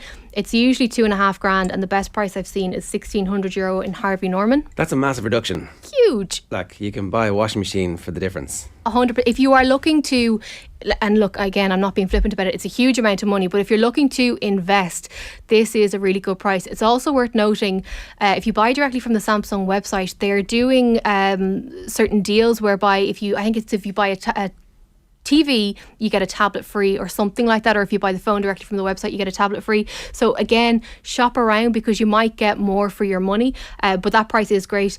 We have a video of this on the News Talk YouTube, and it is one of the best quality pictures on a TV I have seen in a long time. They have the different modes, so if you're gaming or if you're watching sport or whatever it is, you can flick through, but the standard screen options are just incredible. And I do think, look, it's an investment, but if you have a big TV that you love and that can, serve multiple purposes, then I think it is worth investing in. So that is a good deal. Also feel like, 3 weeks left of the World Cup, perfect time to buy a big. You've still got plenty of time. Like to watch Ronaldo in tears as Portugal lose in 4K on 55 inches. Yeah, and the Women's World Cup next summer as well, so you're going to get good value out of it. I think these opportunities to use an excuse to buy yourself the best TV, get the biggest TV that your room can take. Yeah, 100%. Don't underestimate the size of the TV, and remember that the bezels, the sort of screen around the screen has shrunk dramatically, so you're not getting that big border around screens anymore. You're getting full screen time. So I would go as big as you can, and I do think it's an investment because if you have a lovely screen, you're more likely to spend time with it. Well, the cost per use. That's what I do for everything. Exactly. It don't mean nothing. Are the curved TVs, are they a gimmick or is that an actual legit advantage? It depends on what one it is. We had a Samsung one. I think Owen Sheehan had one as well. We got one whatever the last big sporting tournament was. I don't know what's wrong with you. You didn't get one. Should have a curved TV. Telling you, kid. But no, they are good. I don't see them as much as they were around quite a bit in the last few years. I'm not seeing them as often now. That's the one other thing, is that the technology has reached a point now where the next big quantum leap seems so far away that actually you're not going to get stung buying something now and think, I'm stuck with this TV. It has whatever. Yeah. No. So the last one here is a 43-inch TV. Yeah, and this one is a good bit more affordable, and it's usually priced between €460 and €550. The best price I've seen is €350. That's amazing. It's unreal. I had an LG for years and I love it. The interface on an LG is one of my favourites. This is 4K Ultra HD HDR LED. The key difference between all the letters and the acronyms that you see, it depends on the type of screen. So OLED, for example, is the organic light. So that means the TV doesn't have to work as hard to light everything up. Everything is backlit, so the colours pop a little bit more. I would guarantee if I went around the office now and put the two TVs in front of the majority of people, they wouldn't be able to tell which one is which.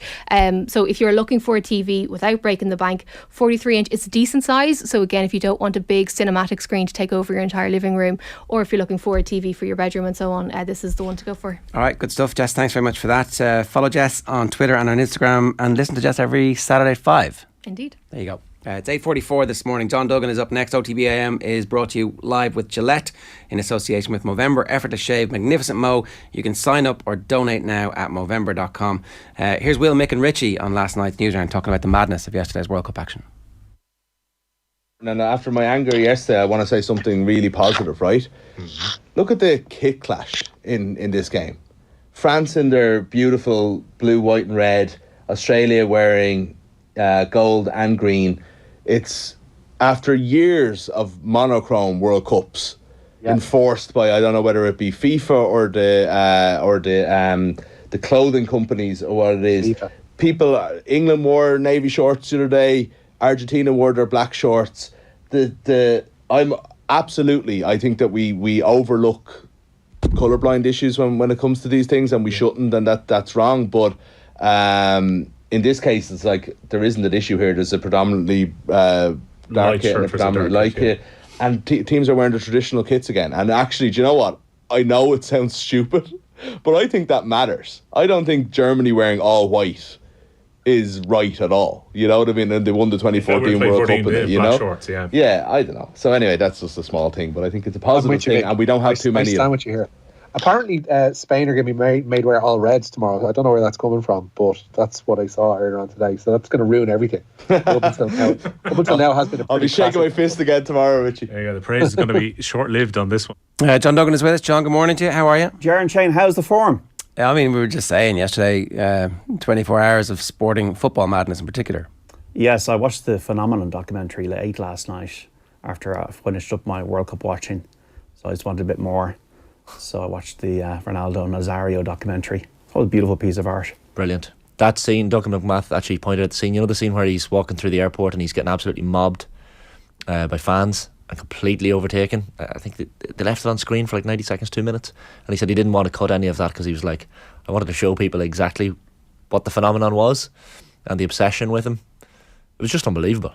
And you met him, Ger, didn't you, a few years ago? Yeah, at the Web Summit. Got about 15, 20 minutes backstage and then 10 minutes on stage, and then we were at an event later on that evening and he showed up. Ronaldinho was at the event as well. It was a bit mad. Get anything signed, Ger? No, I'm not really getting stuff signed. Yeah. Maybe in retrospect I should have. Yeah. Make an exception for the likes of him. You two I know are like the chief collectors of the group. Memorabilia nerds. But look, it's maybe I wish I had now. I have some nice photographs of the thing. But it's almost like similar in a different way. That's a similar thing. So I'd be getting that frame, Ger, if I was you, and hung on the mantelpiece. Photo of you and Ronaldo.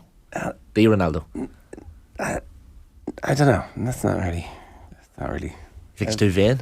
Well, I have pictures of my kids around. Not, they're more important. Yeah, but obviously, if there's a smaller photo of you and Ronaldo, and the kids to the forefront. John, we just had Jess Kelly, and are you a Black Friday? Have you? I want to be, but I just don't. I'm not very good at anything. So I want to be one of these people, but I just don't know what to do or where to even start. Well, you can listen back to Jess. Yeah, obviously I will. I do think that the one piece of advice is buy the biggest TV you can get. I have a very good TV at the moment, and I have all the satellite mod cons, so it's worth it, right? It is worth it. I remember won a lot of money a long time ago, and the first thing I did was I just bought everything satellite wise, and just like, will you just go and sort it out? Will you? Here's money, sort it. Teched up. That's the other bit is pay a man to fix everything for you. Just get it. Yeah.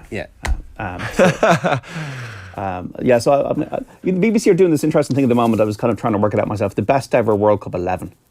I was going through who would have in my team. In history? Yeah, history.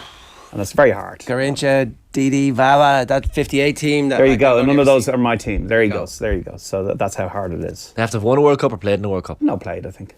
Like Cruyff's in my team and he never won a World Cup. Obviously, and Lev Yashin's my goalkeeper. He never won a World Cup. I would play 1-1-1-8. Yeah. Am I missing one? Yeah. So yesterday, lads, when you're thinking about World Cup upsets, Saudi Arabia versus Argentina, right up there, and they've got a public holiday now in Saudi Arabia today. They've called it. Again, thinking about the 24 hours of global football politics, the previous day, or maybe it was 48 hours. The King of Saudi Arabia was it the King? Certainly somebody very important was sitting beside Gianni Infantino. MBS, yeah. So, you're like, and then the team performs, and backs that up. And now everybody's like, well, maybe Saudi Arabia should have a World Cup. Yeah. Why should the people of Saudi Arabia be denied? Denied. Well, that's one thing. The people have like Saudi Arabia has a massively young population, isn't it? A large percentage under the age of 35, and like football culture as well. Like they qualified for the O2 World Cup, as we all know, and other World Cup. Like they actually, at least, unlike Qatar, have a football culture of sorts compared to Qatar. Now their country and their human rights record is about equally as abysmal, if not worse. So there is that. But it was still nice, I think, for the football world to watch an upset. Yeah, look, it's incredible. Like to watch these teams be able to do that. Like it sets the World Cup on fire. It does mean that everybody starts talking about football, and So what did I observe yesterday? I remember just looking at Argentina walking off the pitch, and they look small in stature, and that they didn't have a plan B to break Saudi Arabia's high line, and obviously it was a very defensive line at the end. Dan was a bit worrying for Argentina. And you got to pick players who are fit. Cristiano Romero wasn't fit. I know that myself as a person who follows them closely at Spurs. Denmark, you'd have to wonder if they're going to be able to score enough goals. I thought Tunisia were good enough value for that draw. Once again, Mexico-Poland wasn't a great match. Poland were probably worse. I know Lewandowski missed a penalty, but Mexico probably the better team, but I don't think either team is going to do anything. So I do think Argentina are not out of it, although they don't have much room for error now. No room really. 4 points probably won't be enough now that other game. Maybe they would have been better off if Poland had scored that winner, and then you beat Poland, and so I don't know. And then Mbappe was fantastic last night, roadrunner. The header was amazing, and he's really in rude health, and that just shows 23 years of age. He's not even at his prime yet, potentially. Giroud scoring twice, equaling Thierry Henry's record. France looked good. Once again, though, the way Australia played, say, the first half hour against better teams, will the French midfield be as secure as it could be? The studio guests last night were in no doubt whatsoever that Mbappe is the best player in the world right now. I think we sometimes get caught up in the Premier League fuss, and I guess it is between Haaland and Mbappe, but you forget that because we're not watching Mbappe week on week. He is unbelievable. He is playing against lesser players week on week, and so it's hard for him to exhibit that, and he did do this against Australia, right? So well, Neymar has yet to be seen, and I'll have to wait and see. It's against the bigger teams, and to be fair to Mbappe 4 years ago, when he was still just a kid. So this could well be his World Cup. It could be where he like absolutely dominates teams, and they don't, like, defending champions never win. Like, it's happened once, I think, has it? Brazil 58-62. Okay, and then Italy obviously. Oh, Italy there was 34-38. So it's happened twice. I can't think of any others. Right. And then today we have Morocco-Croatia, 10 o'clock this morning. You're on the Morocco hype train, John. I am. Well, I'm just a little bit. Well, this is before Saudi Arabia and Tunisia, which probably means that Croatia win 4-0 now. But Ashraf Hakimi is probably the star man for Morocco. Obviously, the heat will help. And Croatia, I don't think they've got a forward to replace Mandzukic. Obviously, Modric is there. They've got a better, younger defence now. But I don't know about Croatia. It's either feast or famine for them. Second, third, or out in the group stages has been their legacy. Germany, Japan at 1. Who's going to score the goals for Germany again? Group of death. Yeah. Rudiger, obviously, quality defender in there. Spain and Costa Rica at 4. Who's going to score the goals for Spain? Obviously, we know they're going to be beautiful in the passing stakes with Pedri, Gavi. Busquets, I don't know what he'll play, but he's the captain. Japan, haven't been great in qualifying. And Costa Rica, I think, are an aging team. And then we got Belgium, Canada, Kevin Kilban. Yeah. This evening at 7 o'clock. Never scored a goal in the World Cup, Canada. Only one appearance in 1986. Obviously, Alphonso Davies will be in a more playmaking role than he would be for Bayern. And the Belgians... Kev thinks they have a chance. This is the game. Right. It's going to be this game or nothing. Okay, interesting. A chance in this game. That's it. The front three full of energy against that ageing Belgian defence. Yeah, it's Royal Antwerp and Anderlecht is where Vertonghen and Alderweireld are now. Anything else, briefly? David Clifford, captain of Kerry next year. The Glazers is setting up. 6 to 8 billion. And Ronaldo's gone. So that's just a quiet 24 hours. Yeah, just a quiet 24 hours. JD, good stuff. All right, lads. Thanks a million. More from John, of course, on Saturday afternoon on Off the Ball on News Talk. It is 8:54. If you want to get in touch, we'd love to hear from you. 0879 180 180 is the WhatsApp number. And we're brought to you live each morning with Gillette in association with Movember. Effortless shave, magnificent mow. You can sign up or donate now at Movember.com. Time to turn back to rugby, and Keith Wood is with us. Keith, good morning to you. How are you? I'm good, Ger. Thank you. How are you? I'm very well. You've recovered from having 2 wisdom teeth out yesterday. Yeah, a little bit unfortunate. It's slightly stupid injury where I was trying to chew a steak off a bone and I chewed the bone. A dog I'm not, so it didn't work for me. And I mean, was it okay? Was it as? It seems, for anybody who hasn't had it done, it seems pretty harsh.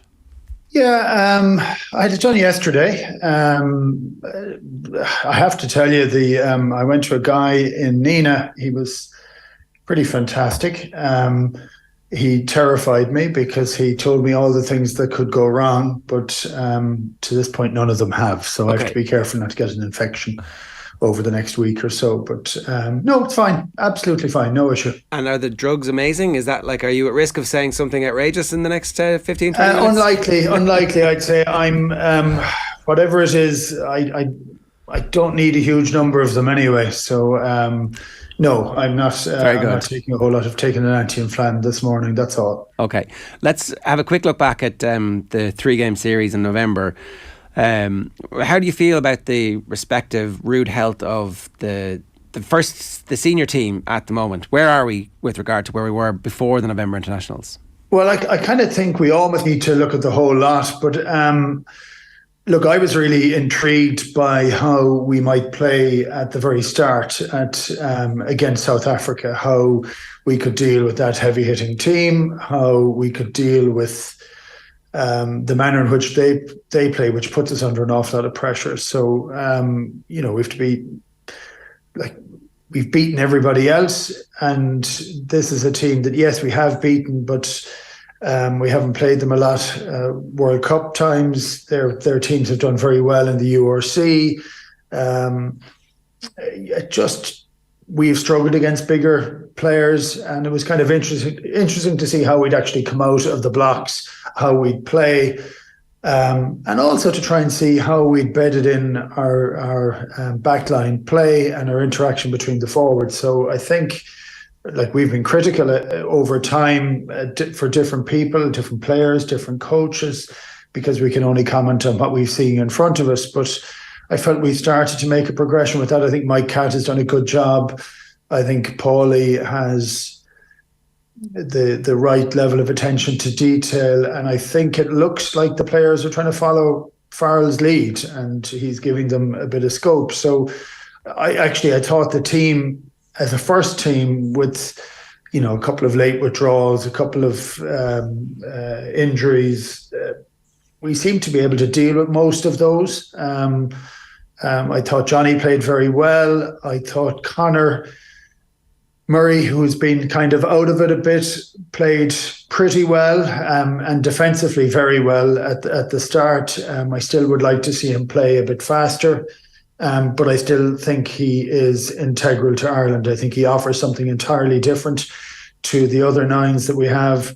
And I thought the pack looked fantastic, and so with all that was going on, we didn't look to be, it was a tough game. It was a hard game. We stood up to it, and we stood up to it well. We got a very good victory, I felt, and we looked comfortable in that victory. I thought Johnny Sexton was fantastic in that game. Yeah. The one thing you'd say is that it now appears certain, like we have a first choice 15, largely. When fit, we know who's going to play. And that is good. It's also a bit of a double-edged sword in that we're quite far out from when that team is going to need to be in form, and you just want to see proper competition in some places where players feel like they have to extend themselves to get into a position, and if they don't extend themselves and they're replaced by somebody, that we don't miss a beat, because we did look like a completely different team when Sexton wasn't there in the 2 subsequent games, and that's fine. The game in the middle is going to be very difficult. It's a bit of a non-contest, while at the same time physically impossible to not get damaged by the size of the people you're playing against.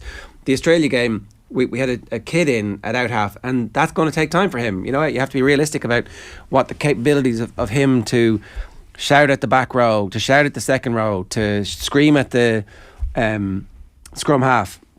And so Sexton not being there has this kind of multiplier impact. The one concern is that we know our first choice 15, and that's not a brilliant position to be in this far out from the World Cup. Yeah, I'm not 100% with you on that. I think there are guys that are up in the air a little. I think we've a lot of guys that we're pretty certain on. I think Hugo Keenan at 15 has been fantastic for the last few years. I think our centres are Ringrose and Robbie Henshaw. I thought McCluskey showed a lot and then drifted out of bits of it. And then Bundy came on and showed how incredibly powerful he is close to the line and how good he can be. He also showed poor discipline again, and he has to be very careful with that. He really, really needs to just change his technique somewhat, that he isn't getting into those positions where he isn't getting exposed, because he has started to play really, really well for Ireland. Our two wingers, I thought Mac Hansen started well and drifted a little as it went along, but it was hugely emotional for him to play against Australia, so I think you can understand elements of that. And also he hasn't played a huge amount of international rugby, and people are getting to understand that he's around a little bit more and he'll get exposed for that, but he'll come back and get better. Balakoon, I got a chance, but I don't think he's involved as much as he should be. So you're going to look at Conway coming back. You're going to look at Larmour coming back. You're even going to look at the effervescent Keith Earls at 35 coming back.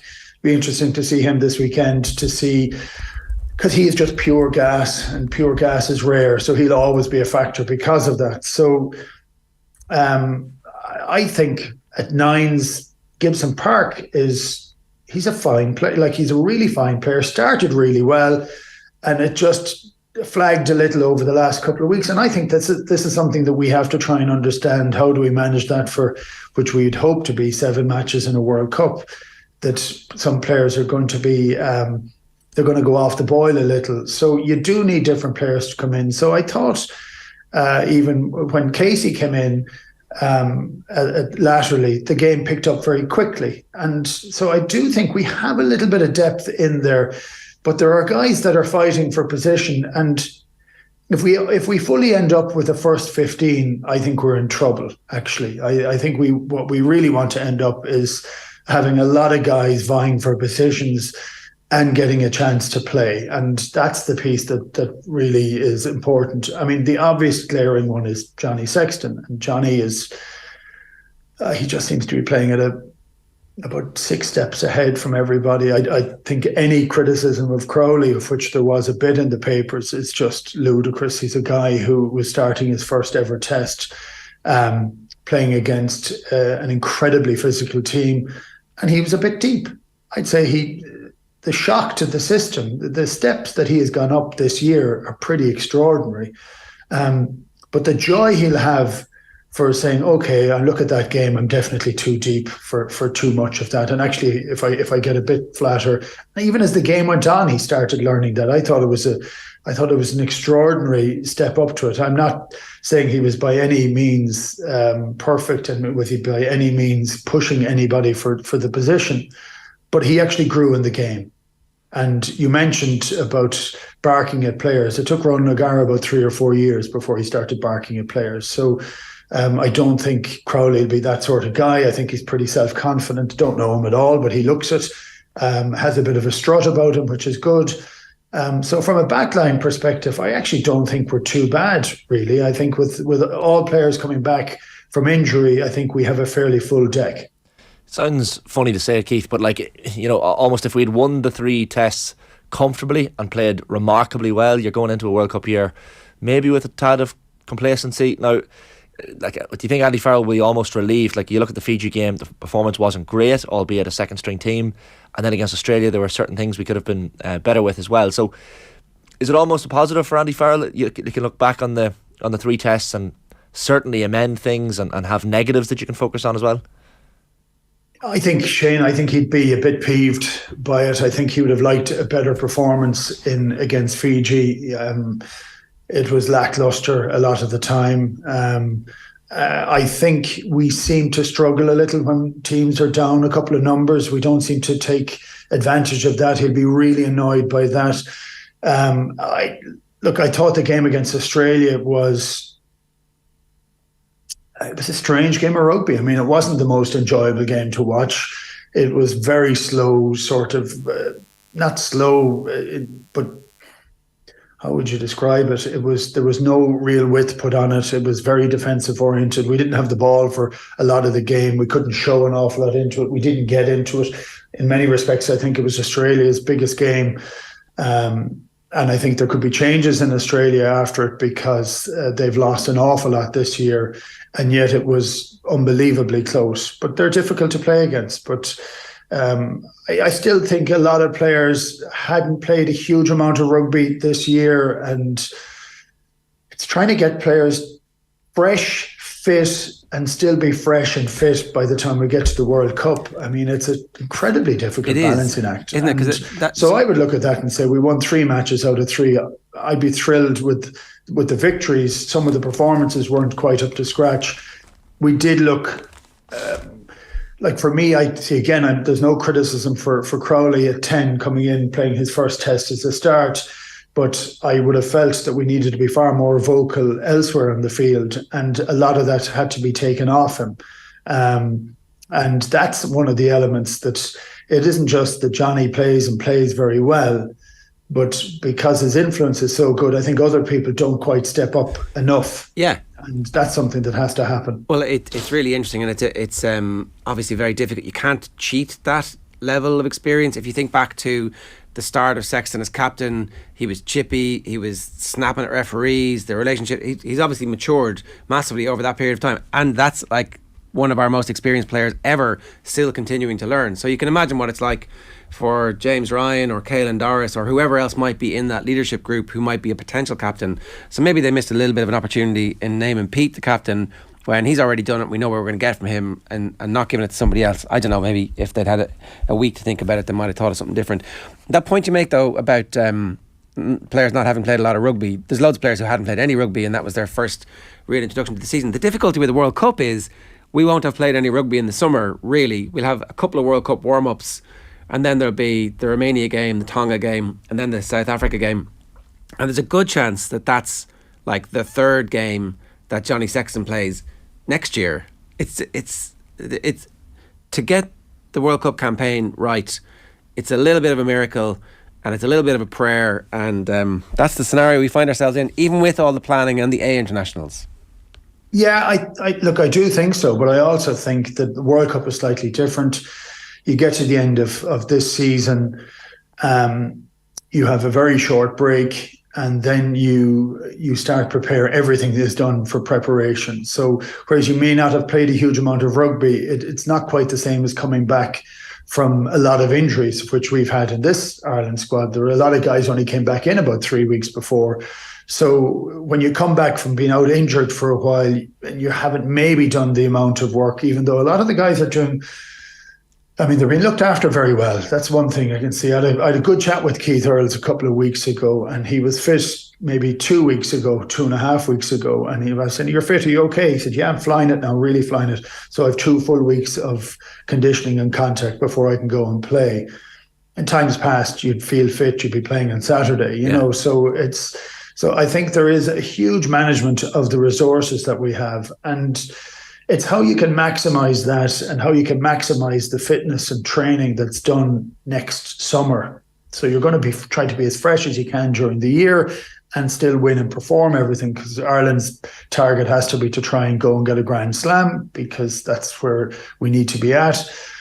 And we need to try and deal with that favourites tag. And I think we probably dealt with that a little bit uncomfortably on last weekend. But we need to get our head around that and need to perform accordingly then every time. But whatever the preparation is, it's to try and make certain that guys are fit, you know, injury-free. So it's fine pushing yourself and getting yourself as fit as you can. But there's no point being the fittest team in the world if 4 or 5 guys get injured 2 or 3 weeks beforehand or get injured in the first couple of weeks. Yeah. You know, so the injuries you can't ever account for really are turned ankles or breaks or concussions or things like that. But we need to make certain we try and cut out our soft tissue injuries that we're getting, because there's quite a lot of them around in Ireland. We just need to make certain that we have, you know, protected enough. It's pushing to the most, but the most that the body can take, not the most that you can, where you're pushing every edge to the far end. You have to remember your rugby players at the end of the day. Yeah. Two last things to talk to you about briefly. Josh van der Fleer gets named World Player of the Year. Brian was talking about the time that he probably should have won it and how ultimately it was a disappointment. What was your recollection of actually being named World Player of the Year? Did you know in advance of the ceremony that it was going to be you? No, and I had actually we talked about this last week, but we had a problem with our the recording of it got corrupted. But I tried not to go. I was absolutely shattered. After playing a match. I think we played New Zealand the day before. All I wanted to do was go home to Killaloe. I was living in London at the time, but I just wanted the chance to get down here, maybe go out to the West Coast a little and walk on the beach. I was absolutely shattered, and I said no to going about 3 or 4 times, and it had never been before. It was the first time, and I'll admit the confusion of this. I'm not a huge fan of World Player of the Year, not World Player of the Year, individual awards for a team game. I'm just I like having it, but equally well, I think it's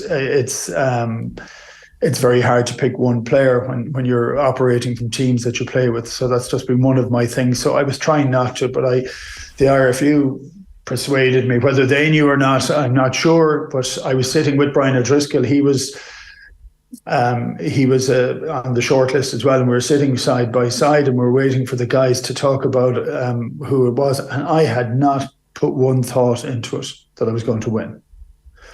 I thought Brian actually was going to win.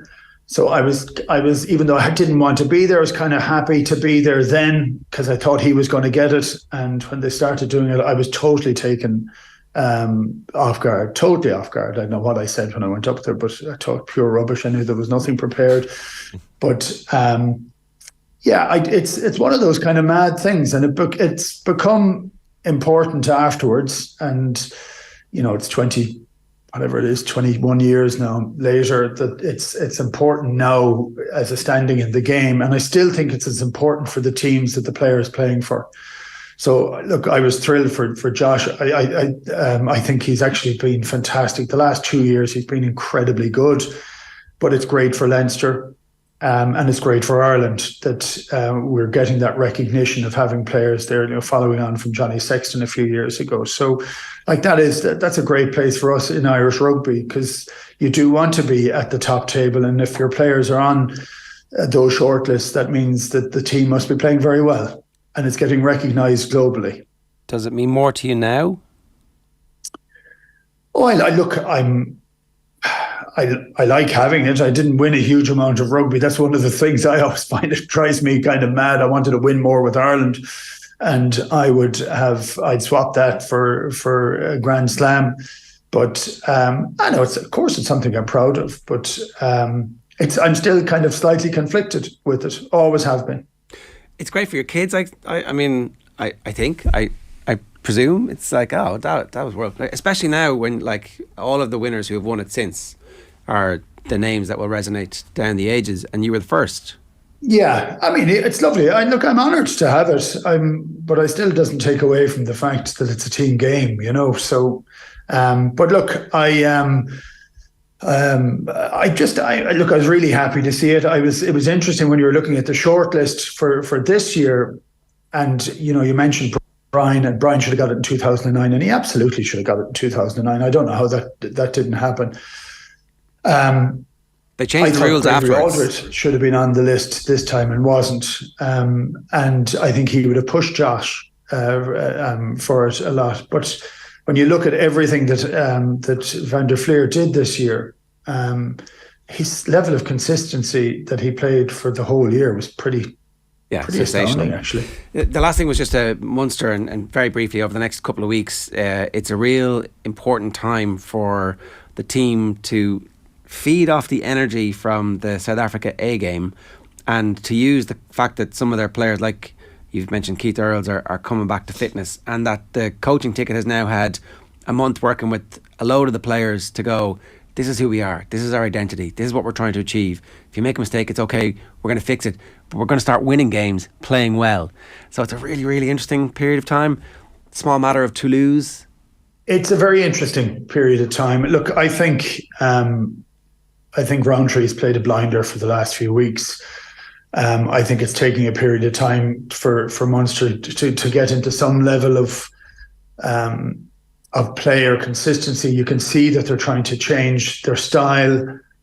Different pressures of different competitions is making some of that style come under additional pressure. So some of the handling can be poor because it means almost more. I thought they took the game against South Africa as a freebie, and my God, did they have the skills? They can show them. There was maybe a different or lessening of the pressure from the coaching staff for how they could express themselves on that day, and they looked fantastic with it. No, I didn't think South Africa A played particularly well, but that doesn't take away from a lot of players that don't ordinarily get a start playing as well as they can play. I thought Frisch looked really good. Yeah. Hopefully his injury isn't too bad. I think that makes a big difference. But to talk about Keith Earls again, just in terms of this, and talking about the things that are important for Munster, and Keith is 35 and he'll be there for, I don't know whether he's there for another year after this one or whatever, but he is one of the old guard that is from a part of Limerick that didn't play a huge amount of rugby. He did go to a rugby school. He has a huge following for who he is and what he is, and that's part of what's going to happen for the future of Munster, whether it's in playing or being in some level of coaching or some involvement that's involved even at domestic level. There is that idea that you need to hold on to the things that make Munster very good, and so that idea of playing in Cork, like Cork has been neglected for a period of time. There hasn't been big matches down there. You could see what happened when Cork came out in force. Like, that was an extraordinary occasion, and they're rare occasions, but you can't let those kind of drift past. So they need to fully integrate properly. I think Munster has kind of drifted away over the last few years into bringing in far more players from overseas when there is a lot of quality guys around, but you have to give them a chance and you have to try and integrate those and pass on some of that history. So that's what I'd be looking at for the next period of time. Build up what you did from then. That doesn't mean you're going to win all the matches, but hopefully Munster are going to start performing at a higher standard as the season goes along. Yeah. Munster know they can raise themselves for a big game. They may not have the depth of the squad that they had in the past, but they actually have and showed that kind of that pride that was required and the skill level that was required. So, that's it. I mean, I find it slightly ironic that it's an Englishman that is bringing that forward, as it is a little bit in Ireland as well. But they're coming from that community-based rugby, and that's the bit I think we drifted away a little bit from. And the more that Munster get back to that, the stronger they'll be. Whether they'll be strong enough this year, I'm not sure. But this has to be the start of a process to go over the next couple of years, and it will require a level of patience. All right, Keith, good stuff. Thanks a million for joining us. Cheers. Cheers, gents. That's Keith Wood there this morning. OTB AM live with Gillette in association with Movember. Effortless shave, magnificent mo. You can sign up or donate now at Movember.com. Here's what's on OTB Sports Radio for you today. At 10:30, the AIB Club Championship show is back. It's live with Will O'Callaghan in the hot seat. OTB Gold at 1 o'clock is Michael Owen and his Life After Football. Koi Gig is live from 3. Our retro panel is Sport and Irish Identity. OTB Gold is Dennis Ogie Moran at 6. And 7 o'clock, OTB is live, Wednesday Night Rugby, focusing on the non-Irish rugby stories from a busy November. Football shows on as well, with the very latest edition of A Slight Tangent live. And of course, all the latest World Cup news as it unfolds this evening. You can follow OTB across all of our social channels, so that's Twitter, Facebook, Instagram, and the OTB Podcast Network. You hit subscribe on our various feeds and you get the very latest in sports content. Now, during the ad break, you're going to hear a clip from the latest episode of the Koi Gig podcast, where Kathleen, Karen Duggan and Emma Byrne talk about Manchester City's form in the WSL this season. The Koi Gig pod on OTB Sports is in association with Cadbury FC, official snack partner to the Republic of Ireland women's national team. Back after these. OTB AM on OTB Sports Radio, Ireland's first and only sports radio station. The OTB Sports app. Listen, watch, read, all in one place. Wherever you are, we're always with you. The OTB Sports app. Available to download now from your app store. In a way, where at the start of the season we were talking about how there was maybe some worries around City. They're kind of just like plodding along quietly. They're not necessarily shouting from the rooftops or anything, but they're keeping a steady ship, which is probably a bit more than I think a few people expected them to do this season. Yeah, and they're still making changes to their team, though. They're still different goalkeeper in again. Yeah, I mean, Ellie Roebuck's injured. Yeah. Which, I mean, for me, again, it's a strange thing, isn't she? She's so young, she gets these injuries. Didn't cover herself in glory for England. I mean, it's difficult. She's having a difficult time at the moment. But I don't understand all these changes. I mean, I know I'm a bit old school, but consistency, you need consistency. And I get it, you have to make changes because of injuries. But but your back five is generally... Yeah. And we're not forgetting that City haven't really played anyone yet, have they? And you need to get your team right before you play against now United, against Chelsea, against Arsenal. You need to get your team right, and they need to be confident. And at the moment, I'm not even sure if the manager knows what his first 11 is, and that's worrying, I think. Well, has Gareth Taylor ever really known what his starting 11 is? Like, over the last season and a half, well, it's only halfway through the season, but I just don't, maybe it's just his way, because you're right. I've never really known City to have that 11. I mean, going into a game, I think, how would I go into a game against City? I haven't got a clue. I have no idea, because I don't know who's playing. Well, at the moment, I'd just double team Bunny Shaw and hope that Lauren Hemp isn't playing. Yeah, I mean, that's it, exactly. You just cover those spaces. And I just, as well, like, because they haven't played any of the big teams, I think there's been a lot of mistakes when they play against City. That was marking. I mean, that was a mistake.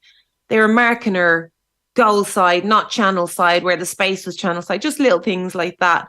But in general, like, to drop Alex Greenwood, the captain, who I think was player of the year last year for them, by the way, and who's done nothing wrong since. That's the thing. Like, I haven't seen her put a foot wrong, really. No, she's playing well.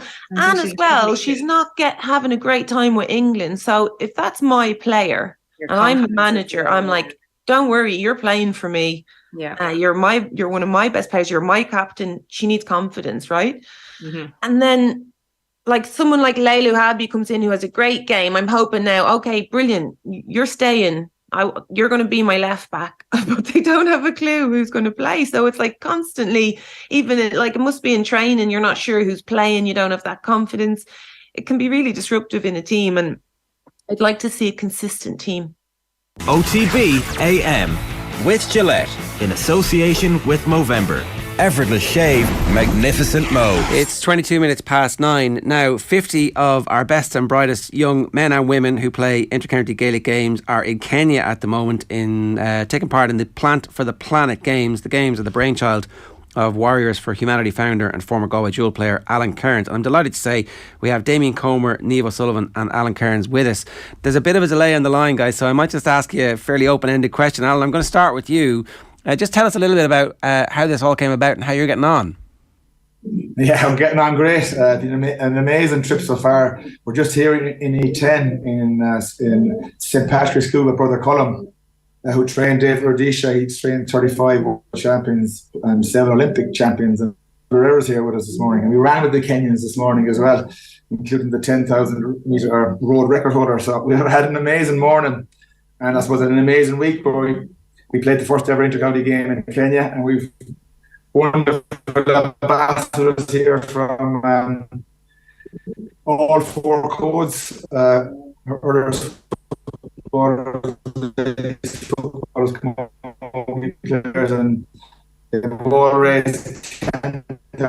Right, unfortunately the line is not playing ball with that one. Who knew that the Skype connection to Kenya wouldn't be great.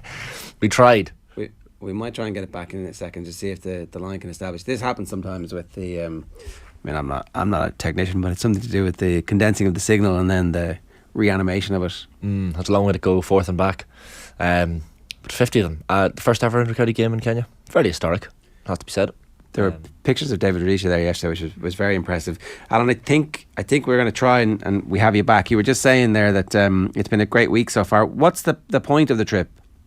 Yeah, I suppose the point is play the first ever intercounty game in Kenya, but the players and create history, but also leave a huge legacy. The players have raised €10,000 and that will plant 1 million trees, which will benefit the climate, but also hundreds of thousands of families who will live off these trees, food crops, cash crops, and many, many more benefits. Damien, what was it actually like? It's a surreal experience. Now, it's something I would have never obviously experienced before. Just to see the poverty that's out here, but the smiles on kids' faces. The people are so nice, so welcoming, and just interacting with them, planting trees, interacting with them, dancing, singing. Just the culture is unbelievable out here, and it's been amazing so far. Niamh, did anybody beat any of the Kenyan runners? That's the most important question here. No, we're not that good. Look, it was, as Damien said, so far it's been a surreal experience. I think a lot of us were dreading the 6 o'clock run this morning, but like the athletes were fantastic. They really pushed us hard, and it was like an unbelievable experience. And one I'll definitely won't forget. From your own perspective, Niamh, why did you get involved in this? What was it that you thought, yeah, actually, I will do this? Well, they convinced her. The man here beside me rang me and just explained the whole project and why we were doing it. And you just couldn't say no to Alan, but even just the whole history behind it, and to be part of this legacy of planting 1 million trees, and to be also part of the first intercounty game of like all 4 codes. And look, we're having a lot of fun, and everyone's getting on with each other, and it's just been brilliant. So yeah, it was an offer I couldn't refuse. Alan, where did the idea come from? I suppose I've been working in Africa for 17 years now, and I suppose huge passion of mine, but also GAA is a huge passion. And I always had a dream, I suppose, of bringing a vision of bringing an inter-county game or an All-Star trip or some kind of game to Kenya. And this is what it merged into. And I suppose it was triggered here in U10 with Brother Cullum when I was here in 2014. And we're just talking about bringing groups out here, and wouldn't it be great to bring GAA guys out here to learn from the Kenyans and run with them. So it kind of all merged into the Planet game as well, to make a difference, but also have we all know sport and music as a universal languages to connect people on a human level, and I suppose the guys have experienced that pure connection with the Kenyans and the Africans, and they've been blown away by it, which is amazing. And they've been hugely proud of the players and leaders on and off the pitch. I'm sure it's raised huge money, but it make a huge difference. I'm sure it's broadened the horizons as well, Damien. Like that's something that I'm sure has really stuck home. Like you get caught up in training and work and modern day life, and then you go over somewhere like there, and it really puts things in perspective, I guess. 100%, yeah, hugely. Like you give out about the little things at home, and then you come out here and you see how they live and their culture, and like just how they get by with limited resources, like from walking miles every day to get water and bringing clothes down to the river to wash their clothes, and like we have it on our doorstep at home, like, and then like trying to impact and help these families for the future and trying to make their lives easier is massive. And I suppose having done that and leaving that legacy out here and being part of it is something that you'll cherish for life. Have the actual intercounty games taken place? Have you played matches yet, Niamh? Yeah, we played on Sunday. It was brilliant. A lot of footballers tried the hurling, and vice versa, the hurlers tried football. So look, we had a bit of crack. Wasn't competitive at all. I don't believe it. Okay, that's the bit. We're getting there. Who won? Yeah. No, it was a fantastic experience. No one got injured. Yeah, that's amazing. I mean, I don't believe that either. I'd say somebody's coming home with like slightly bruised ribs, but hasn't told anybody yet for fear of like losing face. We know what it's like. And Alan, the idea to plant the trees and specifically to be involved in climate change, because like clearly it's the single most important global story that we still can't get agreement on at government level, but actually people doing stuff and talking about this in this way hopefully keeps the story front and central, and it is going to impact all of us for the rest of our lives forever. So when did you decide that was going to be the most important thing for you to focus on? Yeah, I suppose I work with a great organisation called Self Help Africa, and they do this with Cliniska and others, planting 1 million trees, and also the benefits that the trees are not just planted for the livelihood, are not just planted for the climate, they're linked to livelihoods where families are trained and educated to live off these trees. food crops, cash crops, rehabilitation of degraded soil, etc. So there's a huge amount of benefits. And you're just talking there about a lot of talk, but we believe it's now time to take action. And we've taken action, and the players have taken action, and we hope that creates awareness. Talk is cheap, so the players actually went out and raised the 10 grand to plant to accumulate into that together to plant 1 million trees, and that's these are huge role models in society, and the ripple effect of their actions hopefully will trigger many more to do similar. Yeah, Damien, is this something you've been involved in before, like a level of activism or something? Is this kind of, again, I think Shane's talking about like the idea of going travelling is something he's done lots of, and definitely once you start getting that bug, but also deciding that you have a platform and a voice around stuff that isn't just like, how do you think the game is going to go at the weekend? What's the story with the manager? Are you in favour or against the advanced mark? Like something actually deeper and more community based. Yeah, no, it's my first time doing something like this. It's funny, I'm actually in the middle of my travels. I went traveling a few weeks ago, went to Thailand, doing Vietnam and Cambodia. So I flew from Thailand and wasn't really sure where I'd be in the world at that stage. But I was like, it was too big of an opportunity, and it was something that I always wanted to do. Never thought I would get the chance to do it, but very fortunate that Alan went ahead with this, and with an amazing group that were out here, and just having that experience and being able to take part in something huge and massive personally and as a group is special. And even just, I can't get over, like, honestly, the kids are so lovely out here. Like, you'd actually love to bring a few of them home, which would give them a real good chance at life, because like they're, even in schools, I'm a teacher at home, and they're so well got in school. They're so smart. They're learning subjects through English, which is not their first language. They're so well behaved. They do everything they're told, and like they're coming from nothing. I can't get my head around how good they are and how well behaved they are and how happy they are. They're going around. Some of them are going around with shoes. Some are going around not wearing any shoes, and they've the brightest smile on their face. It's infectious, and it's really, really heartwarming. Yeah, Niamh, what about you? Has it awoken something? I know the LGFA through the Lidl lads have really highlighted the fact that female participation in sport needs better investment, and so it's kind of an activist part of the LGFA almost baked in on a personal level. Is this going to make a difference to you, do you think? Yeah, definitely. Like Damien said, like it's definitely one thing I always wanted to do. Probably didn't think I get the chance to do it, and thankfully Alan rang me and asked me would I join the trip. And look, it's been fantastic. Like Damien, I'm a teacher as well, and visiting the schools there yesterday, like it just brings it home that like we're so lucky to what we have back home in Ireland.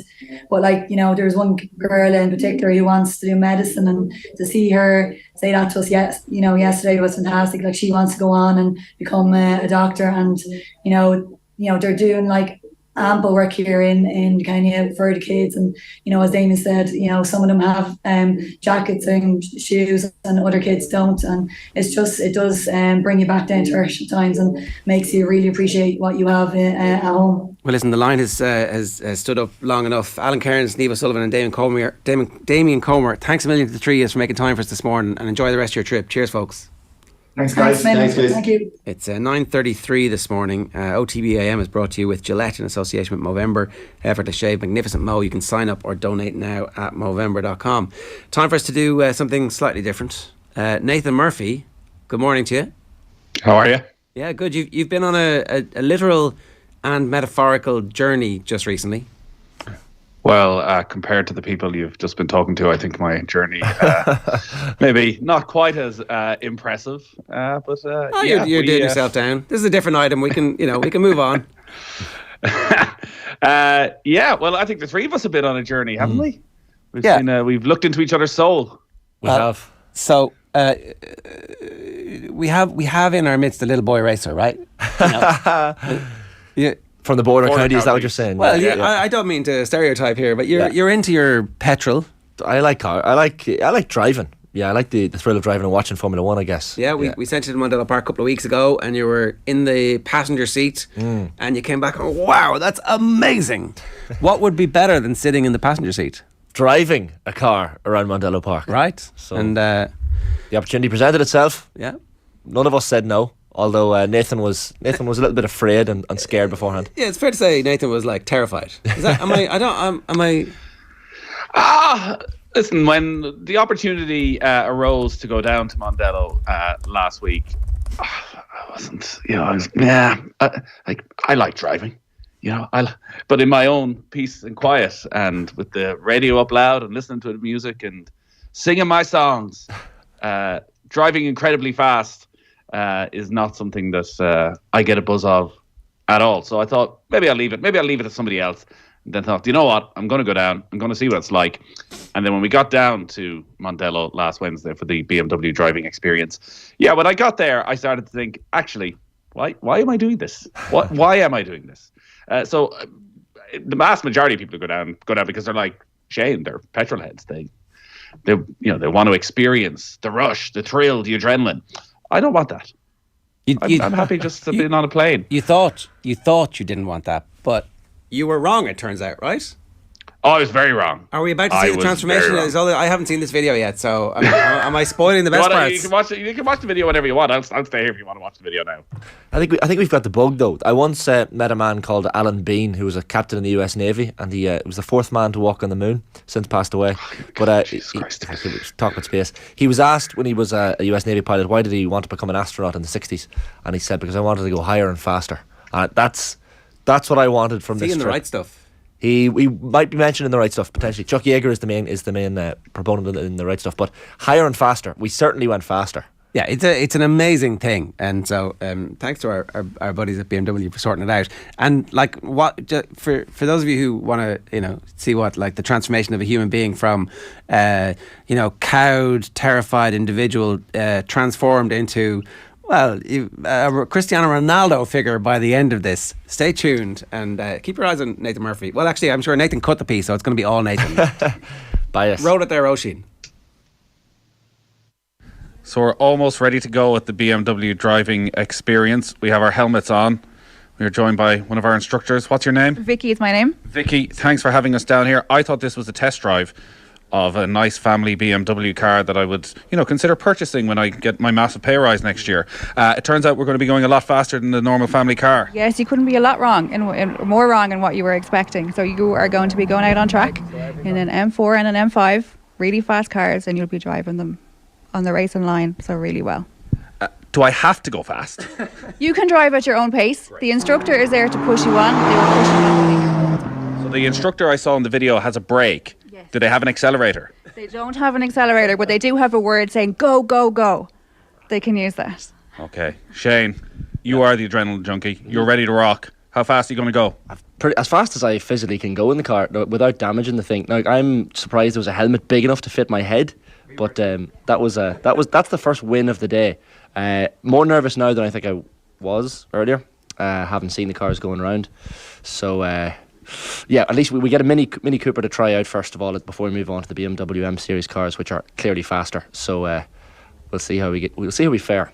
Ger, your nervousness is infectious. It turns out you're like a kind of a virus. Everybody else is like, yeah, it's going to be great. We're going to go and have a good time. And Nathan's like, oh my God. So, again, I assume most people who come to the BMW driving experience, it is the experience for them that they're paying for. It's a Christmas present. They're looking forward to this for 6 months.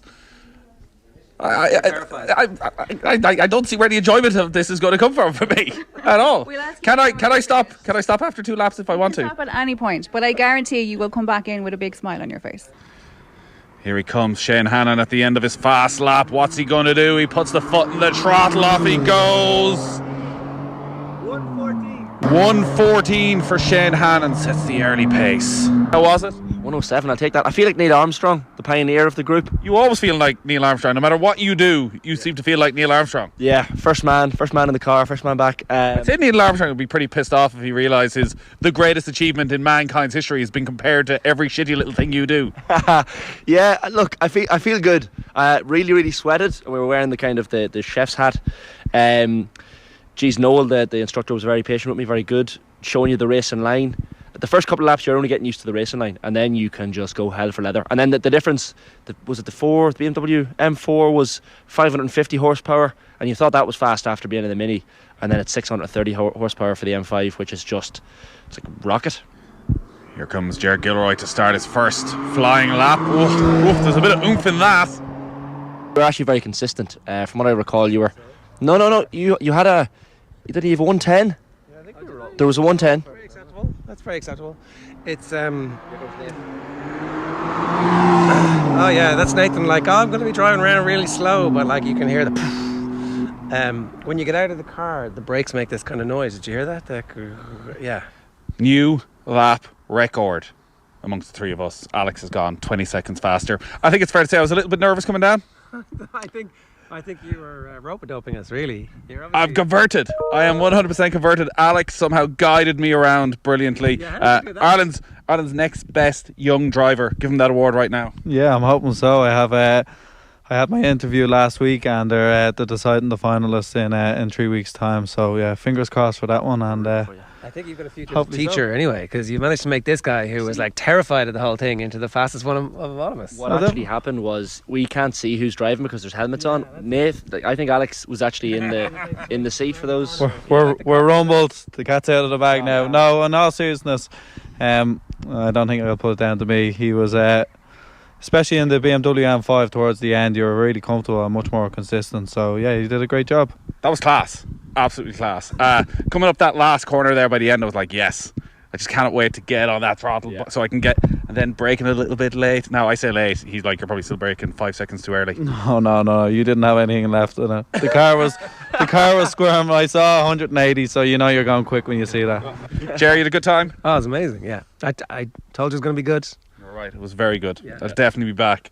Exceeded expectations. I was a bit concerned when I went out in the Mini first. I was like, whew, this is a bit fast. But by the end, the M4 and the M5, Shane, you were shaking when you came out. I was buzzing. I couldn't get the smile off my face, and I don't think I will. Like, you can hear the noise of the M5. It's unbelievable. Rumble.